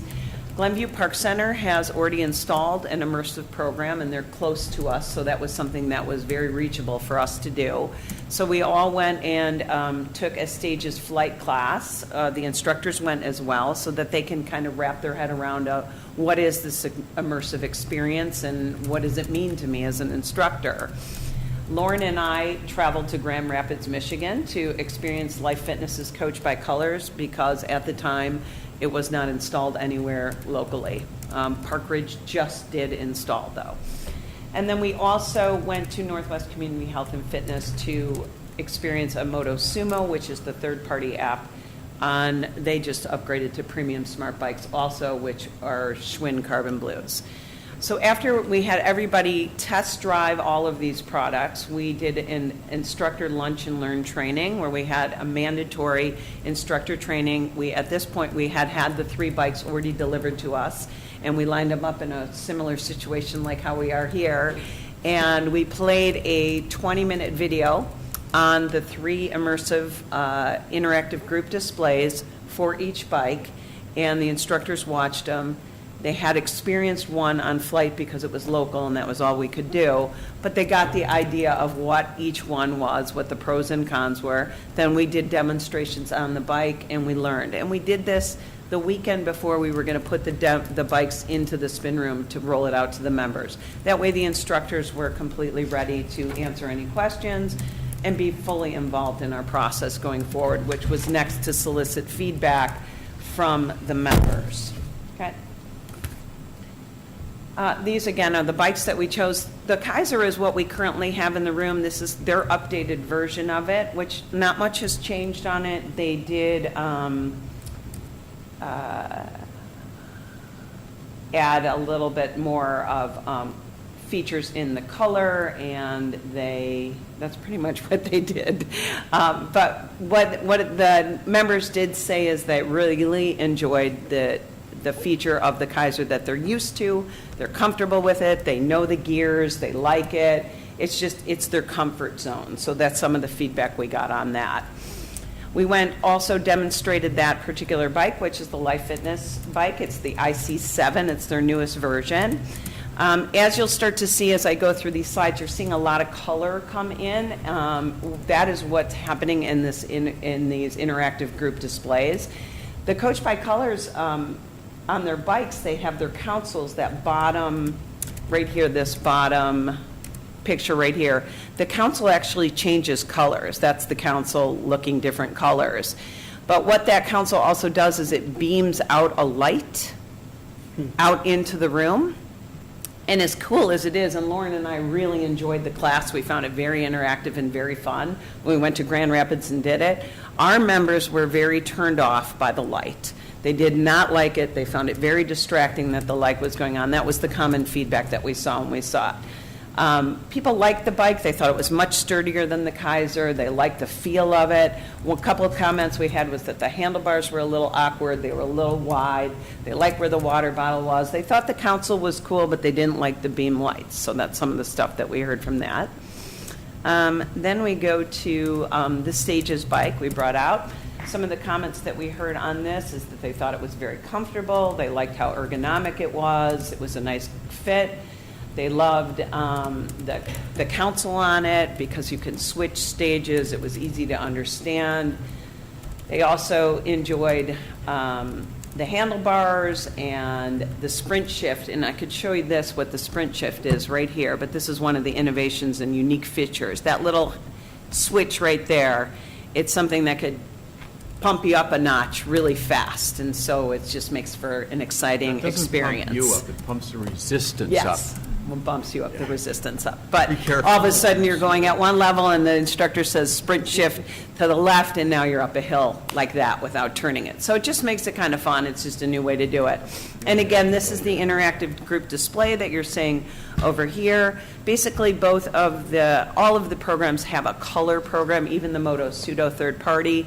What we're doing now is we're taking, if you can see in this particular here, a lot of people will ask about, what does this mean when we go to the interactive group display? Are my numbers all going to be up there? Is everyone going to see what I'm doing? If you notice in this one, it's just percentages. So we're working within percentages of your own power. That has nothing to do with watts. Nobody knows what you're putting out. No one knows what gear you're riding at, what speed you're riding at, anything. All we're doing is just pushing you into a color zone based on who you are. And that'll come a little bit later, too. I'll show you a little bit more about that. Okay, so from all of that, we did it, the instructors, after our lunch and learn, we asked them to do an anonymous survey. 9 out of the 9 instructors said that they preferred Stages over the other bikes. When we did the member demo survey, we had 32 responses, and 29 out of the 32 said that they wanted Stages. Not only did we do demos before and after classes, but we also hosted 3 separate ones that I hosted too, so it was available to the members as well. That was as many responses as we actually had filled out. But it was a very positive experience for the members. Okay, these are some of the things that came back on the comment cards, just a fun little screen for you to see, some of the things that they really liked about the Stages flight. So I will make our recommendation to the board that we would recommend that we would go with our Stages Cycling, the SC3 bike that comes with the Stages Flight Interactive Group Display. So I've talked a lot about what is the interactive group display. It's the process of taking something that already exists, such as a workout regime, and integrating color-coded mechanics into it with the intent to motivate, improve engagement, and increase loyalty. In other words, it's a way of turning an activity into a game. So if you're ready to wake up for just a second, the next slide is going to have a little bit of music to it. This is a little sample. All right, I'm sold.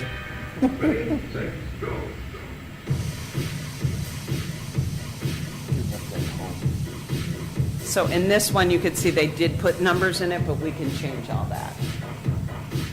What are the numbers? Power. Each bike? Each bike. You can be Each anonymous, rider. you can have a name. So with Stages Flight, you have the option to throw in videos, you have the option to do races. You saw some of those funky designs right there. That's just some fun little media in the background. This is a cloud-based program that has endless opportunity that's always being upgraded. It's very cool. So there's a lot of investment in this company that is, they just keep adding on and adding on and adding on. So we're feeling very good about that as well. Okay? This is our competition currently. We do know that these particular places right now have made an investment in the immersive experience. So they're bringing interactive group display. And this will keep, I think I've added 2 more places on since I started this presentation that's happening to us, and they're very close. Lifetime Fitness just invested in Stages Flight as well. So it's a big thing that's happening right now. So our financials, we did budget in 2020 for $60,000. This is our final quote that we just received. We are going to recommend that we go down 2 bikes. We haven't filled up our spin room in a long time. That way we can take 26 bikes into our studio, put 1 Stages bike out on the floor, along with something called the Stages Solo, which is like a Peloton version of Stages, and we'd be able to offer that to our members at no cost on the fitness floor. So that's kind of a neat thing. So these costs include the program and the hardware for flight and the installation and our trade-in equipment. Okay. So going into the future, what this particular quote would just be for bikes in our current room with our current media that we have. And we did see what's happening out there, so we have proposed for a studio redesign in the future. Our current spin room is flipped the other way. The instructor is currently right here. So this is the door to walk into the spin room for those of you who are used to it. What we proposed is to break into the wall into Studio 2's closet and take a few feet out of that to create enough space to have the ADA walkway right here. And this would be stadium seating with a walkway behind each row. And that would be similar to a very low-rising stadium seating, similar to this, with a media wall that you'd be looking at right here with the instructor. So that's what we would propose going forward to bring ourselves into that full immersive experience. So we're proposing in 2021 a budget proposal. We did some preliminary quotes on that, which would look at a project total of $75,000. Okay? And going forward, this is a thank you from our cycle team. We have an incredible cycle team. I do have to say that I'm extremely proud to be a part of this cycle team, to have been a part of this cycle team for a long time. This is a great group of people. They're all very excited, and they all want to thank you for this experience. I've gotten emails from every single one of the instructors today, so wishing us good luck. So that's very exciting. And I'll just bring us back to this next and final page, which is back to the stages if you have any questions. Any questions? Well, as one of the participants, I will say that, I did raise some objections and talk to Jody about it.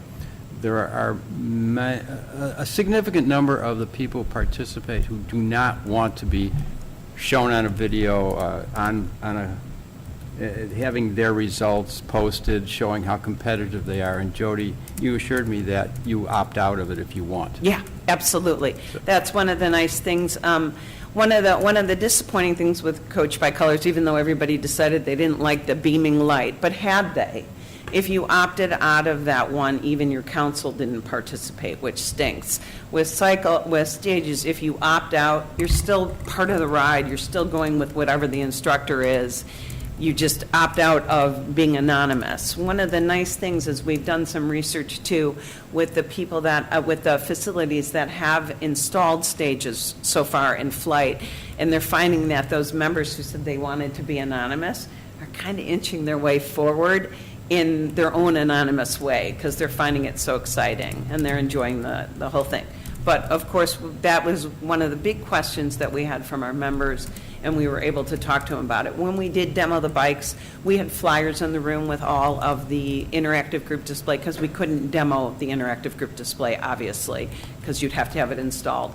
But we were able to talk to them about all of the options that were there, and we got really great feedback. Lots of, we trust you. As long as we can be anonymous, that would be wonderful. So saying a little bit differently, you do whatever the ride is that you feel like you want to do. Yeah. And you have a computer display that tells you how many watts you're doing, whatever it is, but no one knows it, and it's not in comparison to somebody else. yes, yes. So you're totally on your own to do whatever you want. Right, absolutely. So, Barney, you and I could be in the same room, doing the same ride with the same, instruction from the instructor, and we can be at two completely different gears or watts or power of what that means is power, but you and I are both going for the color yellow, okay? And so what it means for you to get to yellow and what it means for me to get to yellow are two different things in feel and the power of the bike. But the bikes are so smart, and without going into great detail, they measure your power individually and push you into that color zone based on who you are, not what the old school was, where everybody be on gear 10, and gear 10 to some people is too easy, and gear 10 to other people is a tough ride. So what's really neat about this, which is bringing spin back and growing in popularity, is they figured out how to make it fun, for everyone. Yeah, a lot of fun. And so that's kind of neat. It's a neat experience. I wouldn't quite call it fun. Oh, I call it fun, but I love it. All right. Any other questions? Thank you. Okay, Thanks, Jody. thank you. Thanks, Jody. Oh, when can we Great expect presentation. it? When would these be installed? So as soon as we are asking for the board to approve this at the end of March, March 31st, and when we do, then we will be able to go forward with our local vendor. And I'm so sorry, I failed to mention, we did determine that Stages Flight is sole source with one vendor. We did make sure that was indeed true, and we have a sole source with Direct Fitness Solutions, which is local. So what we would do is just have to get on their books. We won't know the answer to that, and we didn't want to get that answer now, not knowing where we were going to go. So we'll have that in the future. Okay? Great presentation. Okay. Thank you. Thank you. Before we go on, now that you're back, would you like to address the board now or wait until the end of the meeting? Come on down. Jody, by the way, good presentation. Thank you. How about that picture of our spinning down? Ugh. It looked so cool before, when Right, when we were first did it. like, I was going to say, how about before? We don't have any pictures of it. That'd be cool. Good afternoon, everybody. Thank you for listening to my add-on request. My name is Alison Pearson. I've lived here for 28 years. I have a dog now, so I have a whole different set of needs. The Clavey Dog Park is wonderful, except it's mostly underwater, and it's unusable, not the majority of time, but a goodly amount of time. The Marine Beach Dog Park has been submerged, I hear. And the golf park is absolutely wonderful, but it's going to be closed this week because the golfers need it. It is their territory after all. My dog escaped, unfortunately, when I fell on the steps going to the golf thing. And I called the Park District, and I have to say thank you very, very much. I talked to Susan in the Park District, and within a week there were balustrades there so you could hold on to something and not fall over. When I fell over, the dog managed to escape into the Highland Park Country Club, and he had a wonderful time. I had a wonderful time trying to retrieve him as well. He's a retriever. Is there any possibility in this wonderful, beautiful area that we could have a dog park where one could take a dog off leash? I hear legally it's an open area, so you can't put fences up. Correct. But there are more dogs than children in Highland Park, I would suggest, because that's a national trend. Is there any way we could get around that problem and put aside some land so that dogs can run unleashed without causing problems to other people? That is my request. What kind of dog do you have? Thank you for hearing me out. What kind of dog do you have? It's a Portuguese water dog, which is Those are 45 pounds of, 65 pounds of energy. Wow. Yes. But it's too much water in the one at Clavey for him. Yeah. One day I took him there, and all the tables were floating. That's pretty wet. Thank you very much. Thank you. Thanks for coming Thank out. you. Okay, back to our regularly scheduled program. Community Park at the Recreation Center of Highland Park property naming. Liz? Steve?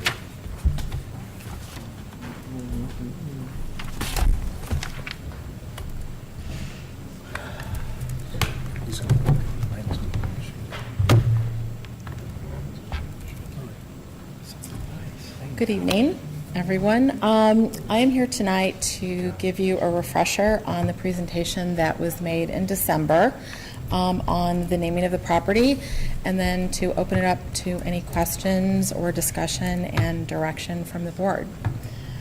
So, to start off, when we started this project back in the summer of last year, we looked at our naming policy, and there were two objectives that we started the project, or goals, I should say, and objectives that we started off with for the project to come up with the name. The first one was to ensure that, from the policy, to ensure that the park would be easily identified and located. And number two, to ensure that the name would engender a strong public image and have public support. So the process included having a naming committee, which was made up of members of the Natural Areas Department, as well as our planning department and the marketing team. And they were all people who had been involved in the project development to begin with. So they all oversaw the process. And we also had two advisory committee members that actually provided input. The first committee was the staff advisory committee. Those were people who had also served on the project development plan, and also a resident advisory committee. And those were residents who had also served on the resident committee for the project planning. So these were people all who had been involved in the project planning process, and so they had probably the most knowledge about the project. One of the other things that was very important for these teams and advisory committees was to also not only come up with a name, but come up with a name that would provide some type of context for all of the entities that are either adjacent to the property or on the property. So the Recreation Center of Highland Park, the banquet facilities, the senior center. So the name had to provide some type of context for all of these other entities. So So the input that we received after going through a series of meetings, we had some in-depth questionnaires that we gave to the 2 advisory committees. They came back and met with us and gave us their input. We took that input back, came up with a listing of words that they had given to us that provided descriptions and definitions for the property. We came back to them and had them then cull through all of these words to come up with the final recommendations. So we looked at definers, words that would provide a good definition for the property, as well as descriptors that would provide a unique differentiator for the property. So the 2 definers that came out from the series of meetings and from the 2 advisory groups were meadow and preserve. The unique differentiators, East Fork, which they felt went best with meadow, and the preserve of Highland Park. And the preserve of Highland Park, after much conversation and discussion, was the name that the committees recommended. So if you look at those other entities that surround the property and are adjacent to the property, we wanted to make sure that they worked well with the name. So if you look at some of the different locations and how people will refer to this, they might say, I work out at the recreation center at the preserve. They may say the senior center at the preserve of Highland Park, or the senior center at the preserve. My wedding was at the preserve of Highland Park. So those were, we felt, and I believe the advisory committees felt, that the preserve provided the right kind of context for all of the entities. Also was a very classic name, provided, a good name that would give people who live in the community and who live outside the community a real presence, and that they, that the name really engendered what the whole property was about. So any questions?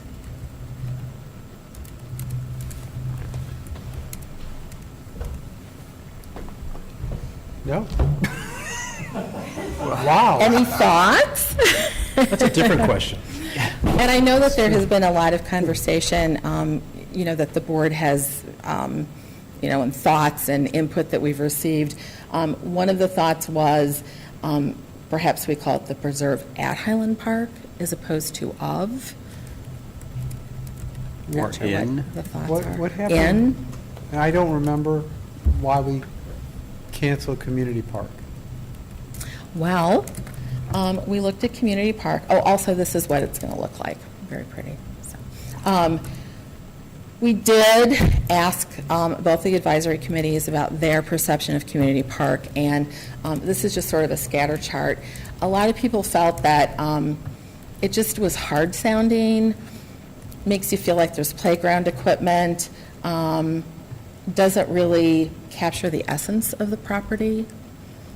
So it really didn't, I don't think there was anyone on the committee that really liked the name. They didn't feel like it really provided a good definition or didn't really engender the feeling or the essence of the property. But we did definitely, that was part of the discussion, and was to ask and query what people thought about Community Park. And was there any conversation to shorten it to just the preserve? Well, we think that people will start referring to it as the As a preserve anyway? Right. Okay. Well, one of the things that, My 2 thoughts. I'm sorry, one of the things that Liz and I talked about this is that the name becomes the name of the entire property. Yes. And include within that Skokie River Woods, is that the name of Skokie River? Yes. But get rid of that name, so that whatever we call this, which I think the preserve, period, and stop, would encompass the whole property. And you'd have the recreation center at the preserve. You'd have the senior center at the preserve, the golf facility at the preserve. And just taking it on as, this is the brand. Right. And then fit it in. So that's taking it away from the community park and emphasizing the nature, wrong word, nature preserve aspects of this, which is the real, I think you said designator or some term like that. Right, the definer. The other thing is, I don't know why we have to have of Highland Park in it. I would just say call it the preserve. And I think, as you said, people will call it the preserve, but it just seems to me it's the preserve. Park District of Highland Park is on there anyhow. I'm going to disagree. I think that Highland Park has been struggling over the years, over the last several years. And I think that it's very important to brand Highland Park and to have Highland Park in the name, because what I envision for this property, and, you know, since the first day I was on the board, is that this is going to be a beautiful, passive park. And, you know, we've talked about this for many years. And in 5 and 10 years, or after the 3-year growth cycle, and after this really starts showing and something that I think that something Highland Park should be proud of. And I think this is something that we should call Highland Park, because I think that it's important that, you know, that we promote this, because frankly, our town needs it. Our town needs to have Highland Park in the name. And I'm not a big fan of the word "of," because I always thought that was kind of like a, you know, I was always taught when I wrote not to use the word "of" as much as possible. But I think the idea of the preserve in Highland Park, or at Highland Park, both of those work for me. But I think that we just have to think beyond our silo of being a park district, but also think about what we're contributing to the entire community. And what we're contributing to the entire community is going to be a beautiful park, and I think that we should all be proud of it, and Highland Park should be in the name. Anybody else? Well, I think of it from a kind of a gross situation as well. Having it in the name. Right. Having Highland Park in the name, I think is important, because people will tend to shorten it anyways, the sell. Think about that. I live with a woman who helped the new Milwaukee Brewers Stadium. They're wrestling with the same thing. It's going to be the American Family Ballpark, or is everybody going to call it AmFam Park anyways, whatever like that. So, but there's no stake, no financial stake in having the word Highland Park in there, just from a money-making standpoint. But I agree with Cal that I think it's important that we have the stamp of Highland Park on it. Now, what I wanted to ask about was, the city is going to run the senior center, as far as we know.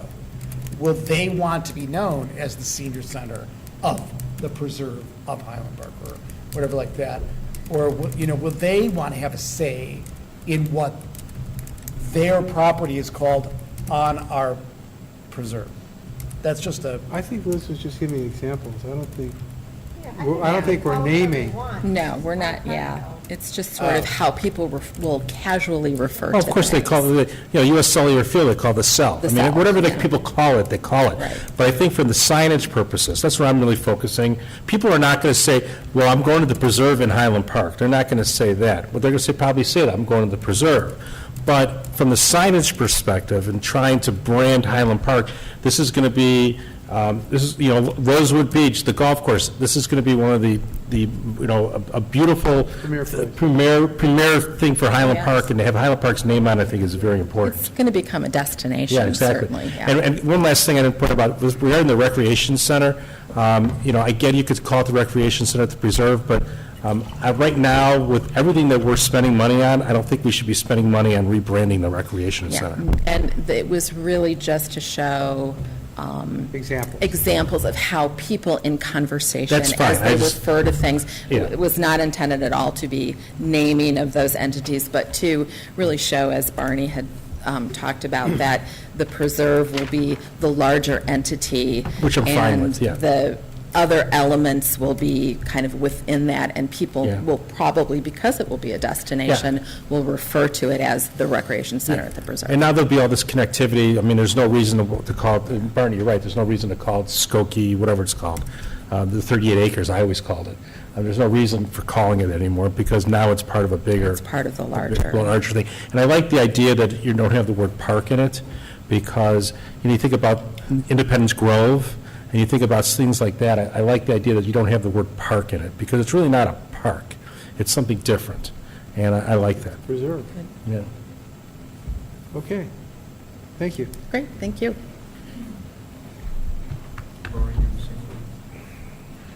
I'm sorry, Barney.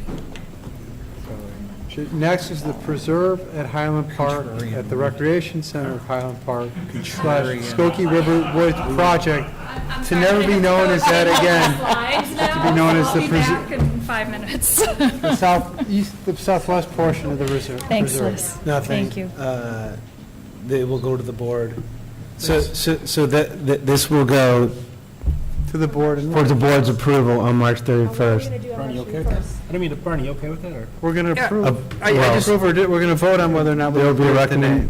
Well, then. Barney, I recognize you. Let me just Okay, say sorry. then, just for the record, is Cal, as an English major, I agree with of being in, but I don't think in sounds right. The preserve in Highland Park. At Highland Park.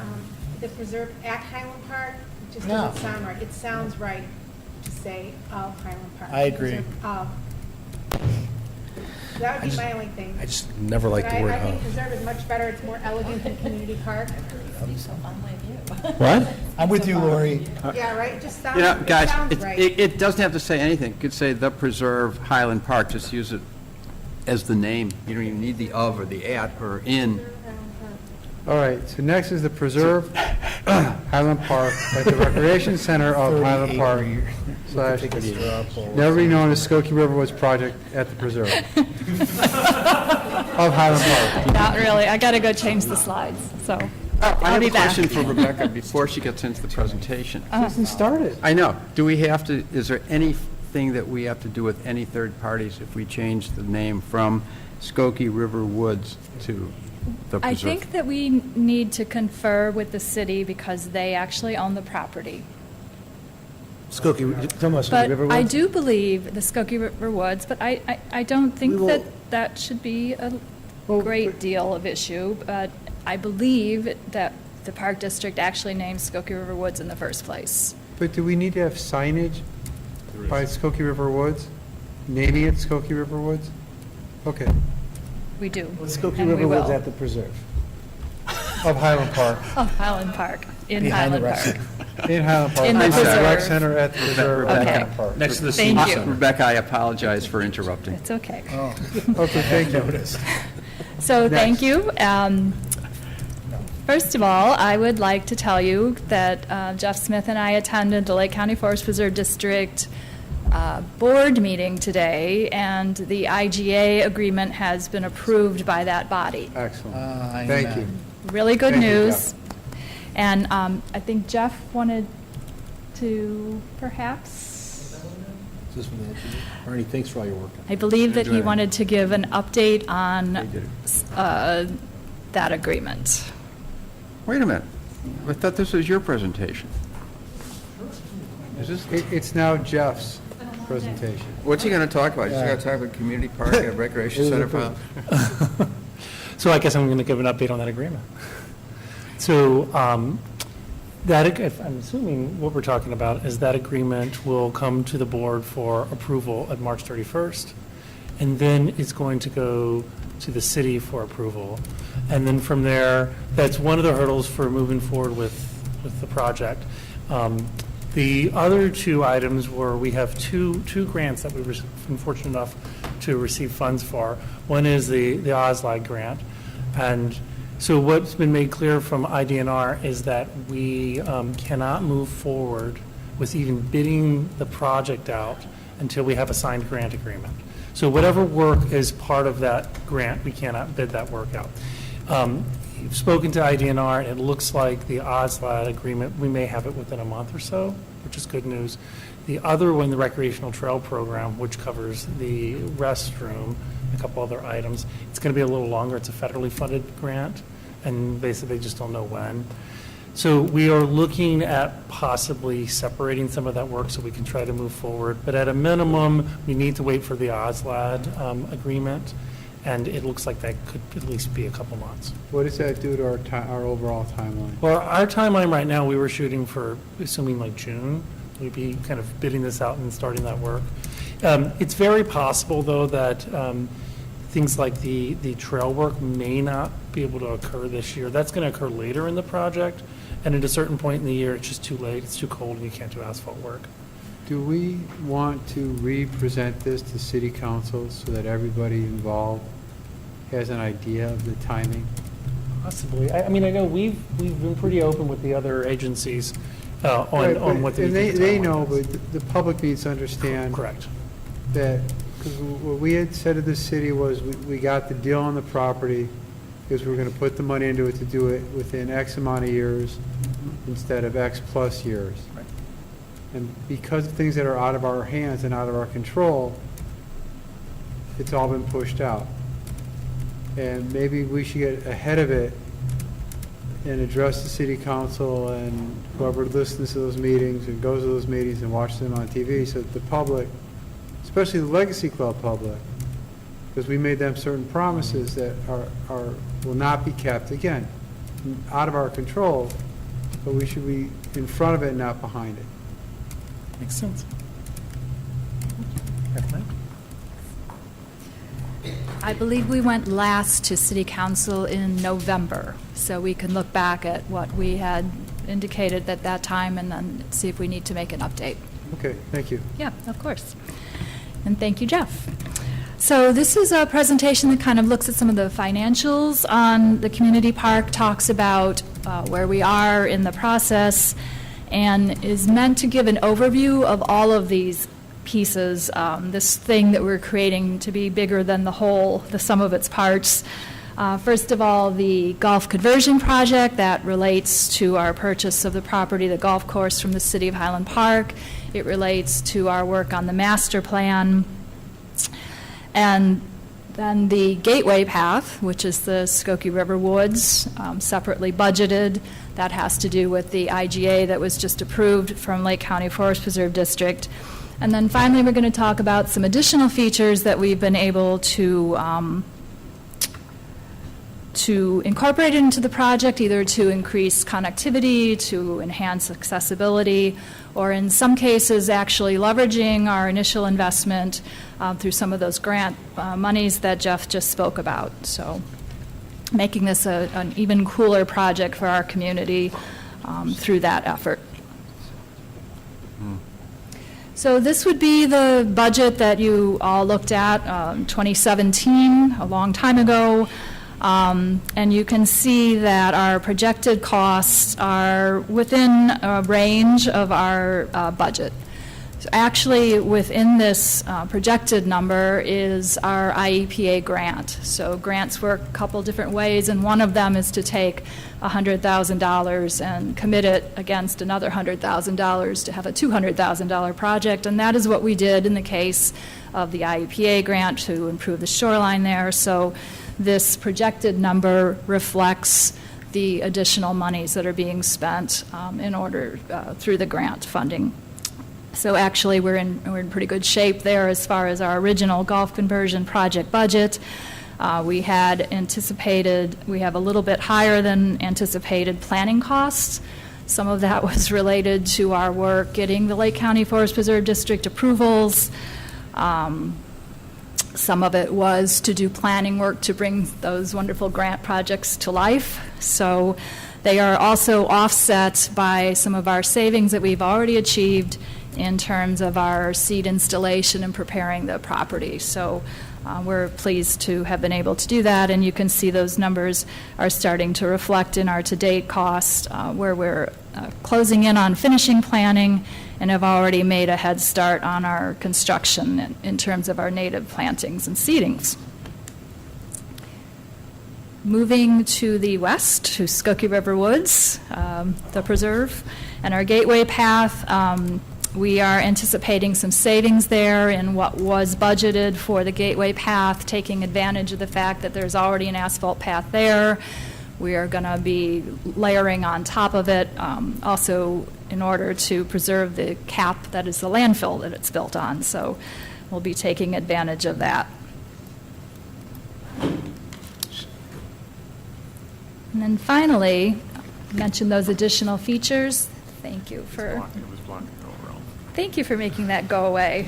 There, it was that's the big reveal. Okay. Dan. So I mentioned some things that we budgeted in other parts of the district budget, things that would be normally part of any park that we have, such as signage and waste containers. Path work is significant there for creating sort of short loops for people close into the building, because most of the project takes advantage of existing carts, but there are a few places where we're adding adding walkways to make things more accessible for folks. And then there are some things that are made possible through those grants that we just talked about. These have not yet been awarded, but we are anticipating bringing in a restroom facility, additional interpretive signage, and a traffic circle that'll make some passageway interaction between pedestrians and bikes a little bit more smooth around one of the specialized gardens. And over on the left, you can see the OSLAD funding that has been awarded to us, but as Jeff mentioned, we don't yet have the agreement. But you can kind of see how that money is appropriated mostly for trail work, but also for supporting our building of our amenities and our site furnishings and the landscaping associated with them.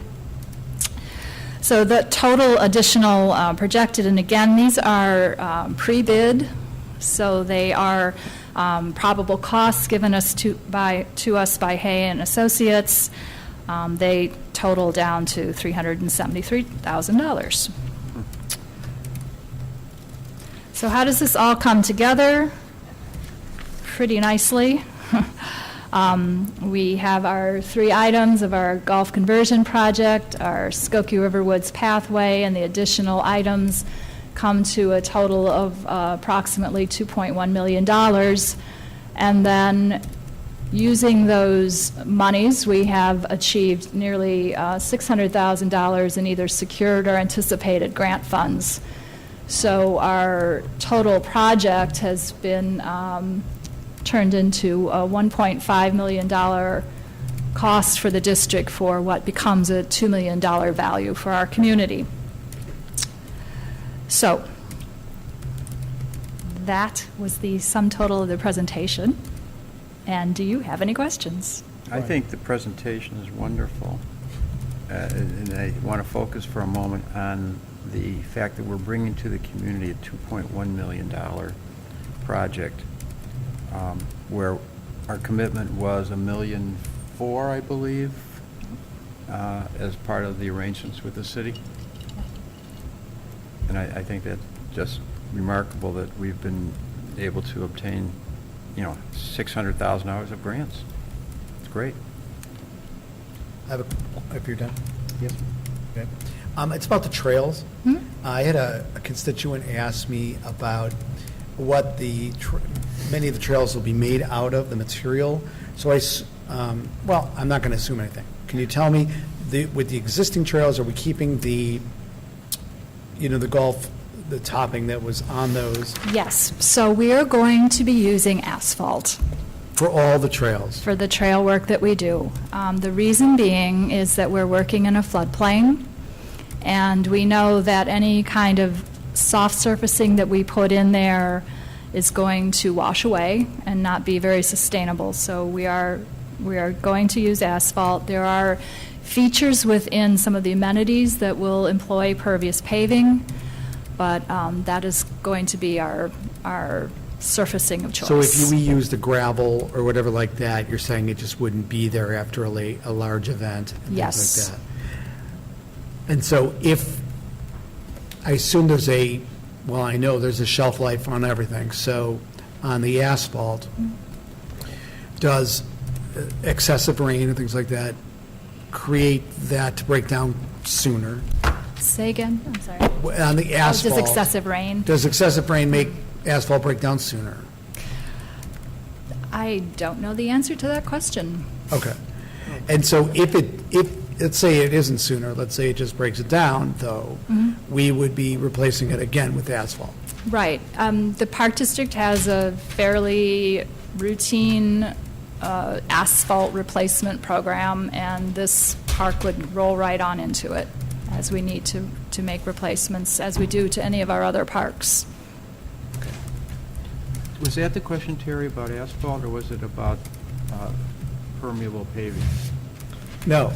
Well, I was looking for a gravel or I wasn't even talking about paving in any sense. I thought that we would have certain meadows or things like that, or bike trails that would not necessarily be paved in any way. Well, I can answer with one thought, that we also have, in addition to, of course, nearly 50 acres of natural areas, we have the green spaces so that people can simply walk through there. But we also plan to create a mown trail through it, so that is going to be soft surfacing turf, and Right. that is meant to be obviously for people just to want to walk on it, but it's Right. also meant specifically for the cross-country crowd. We've worked with the track coach, and we're going to identify a mile circuit that we can mow into the park. And then that is also apparently a good surface for cross-country, cross-country skiing. Thank you. The other thing I would point out is that on any of the main asphalt trails, there's going to be 5 feet of turf grass surfacing on either side of those. Grass. So actually, if anyone is interested in a softer surface, they simply step aside and can walk along the pathway. But gravel was not recommended to us for the reason that I mentioned. Got it. Well, at least there's a rationale for that I could answer them. Yeah, Okay. Thank you. thank you. Thank you. All right. Rosewood Park drainage and grading improvements. Mr. Smith. I knew about Clymer.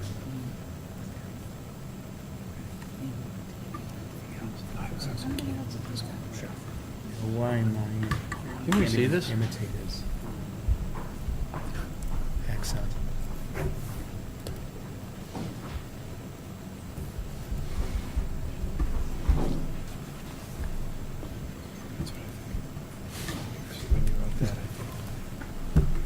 Hi.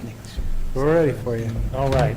So Rosewood Park, we just wanted to give the board an update on a project that we would like to move forward with this spring in the upper park at Rosewood. So this is the path that goes along the ravine. So if you parked in the parking lot up at Rosewood Park, you have 2 ways to get down to the beach. One is to head down the stairs that go directly to the beach, and the other is to go to the west, and then there is a path that runs along the ravine, and then it brings you out along the lower parking lot at Rosewood. We have some challenges with this path we've experienced for quite a while, one of which is when we have significant rain events, this path washes out. Similar to what we were talking about at Community Park, there's a gravel here, water comes down the bluff, or it comes down the path, so a couple different spots. And it creates hazardous conditions in the path. The parks crew have to come out and have to repair that, and it's a pretty constant thing. So we have some challenges there. We also have some concerns that water flows down the bluff, and it's potential that we could experience an issue like we had at Moraine Park down the road as water continues to travel down the bluffs. So we've worked with Dan Craney Company on developing a plan to control this water in the park and to reduce the impacts on the trail. Here's a picture of some of the washouts we've had on the trails. And there's a second component to this project that we've included. This is a portion of the trail that's much closer to the lower parking lot. While there are some pretty steep slopes on the trail, this is the most steep and most dramatic. The trail's right here, then it makes a sharp turn, and then it drops down. It's a really challenging area. We get a lot of feedback, especially if people are bringing strollers or wagons or something down. And so we've also worked with Dan Craney Company to come up with a plan to take this portion and regrade it to make the slope a lot easier to manage. So I just want to talk a little bit about really where we're proposing the project to occur. So for a frame of reference, this is the upper park we're looking at. This is Roger Williams. Here's the parking lot. There's the path down to the beach. The playground, this is where the ravine path starts. This is where it happened. And the project area is right here. So with that said, the idea would be to come in and install a number of drains in this area and then connect those drains and then run that water down into the ravine. So if you see here, these red circles all indicate drains that would be installed, and the yellow lines are a PVC pipe that would connect those drains. They would be regrading in the park as well to divert the water to those drains. And all of these pipes would be installed by underground boring, so we're not ripping up the park and damaging trees and whatnot that are around there. And then up in the right-hand corner here, you'll see we'll then install one other pipe that will go along the bluff here, and it will discharge into the ravine. So we have a lot of water that runs down the path here. We'll be catching a lot of that, and then water along here that runs along the bluff and does washouts. So we'll be diverting all that water down into the ravine here. And then the section that I had mentioned that we'd also like to regrade that's very steep is this portion right here. That's of the path, correct? Oops, I'm sorry? That's on the path. Yeah, that's the path, yeah.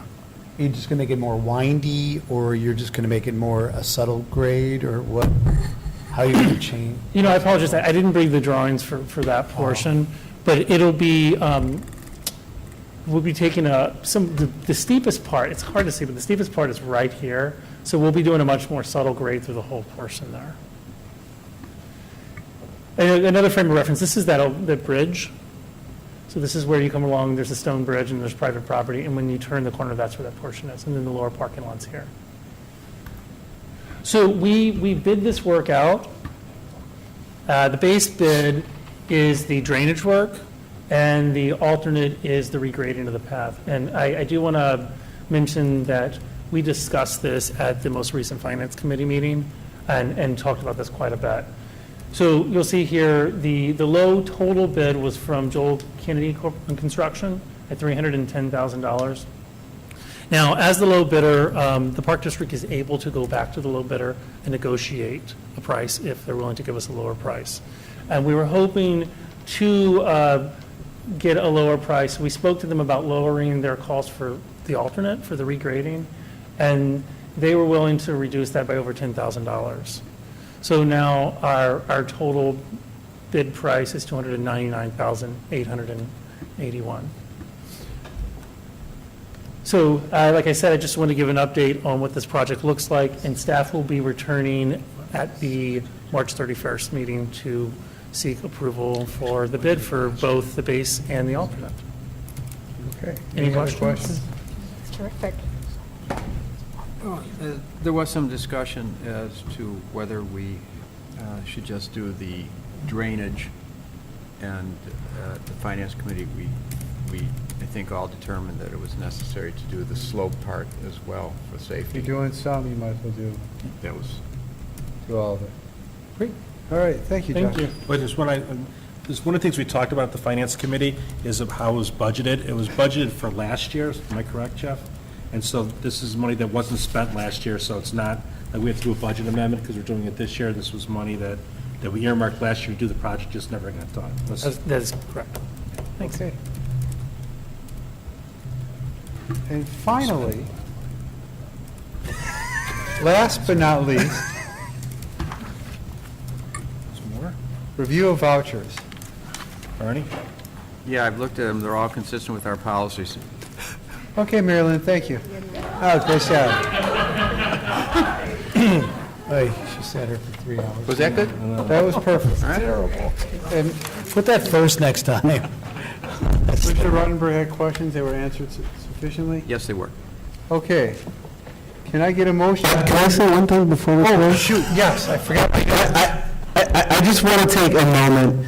I apologize. That's okay. To recognize a very important, very valued team member of the Park District of Highland Park who, after tonight, will no longer be attending board meetings because she will be moving to Florida, and she will no longer be with the Park District, which is We're excited for her, but of course, disappointed that Mariana will no longer be with the Park District. She is somebody who emulated the wow factor that we so often talked about. She re-energized programs like our Spotlighters program, a lot of our summer camps, our theater program, and she will be very, very missed. Her creativity and her spunk will be missed. So I just want to thank Mariana for all of her service to the Park District.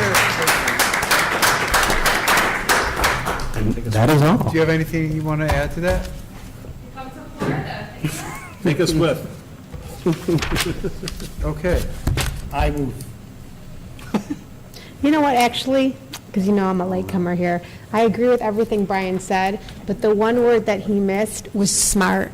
You're very, very smart and bright, and the things you brought to the table in conversations were always very impressive. You have forward thinking, but you're just a very, very smart individual on top of the personality and all the other things you bring, so we're going to really miss that. Thank you for adding that. Sorry. I think we have a motion. He has to read the second. Can I get a motion to go into closed section pursuant to Section 2C5, the purchase or lease of real estate, including discussion on whether a certain parcel of property should be acquired? Now, Commissioner Rosberg. Your motion. Yes, I so moved. Second. Roxanne, call the roll. Commissioner Bernstein? Aye. Commissioner Grossberg? Yes. Commissioner Flor Weisskopf? Aye. Vice President Ruttenberg? Yes. President Kaplan? Aye. So that we adjourned at 8:44, and we're now in closed session. Thanks for coming. You know, you're going to have to change the name of the Legacy Club now. The Legacy The Club Legacy Club. attached to the preserve of Highland Park. For some of our staff, that means playing with the stress ball. Others, it's messing with the fidget spinner.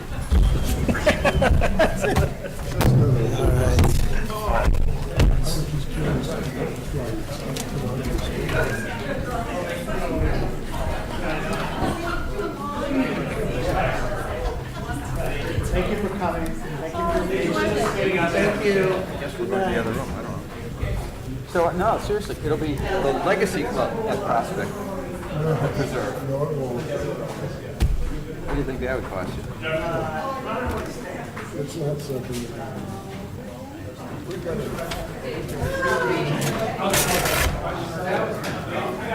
No.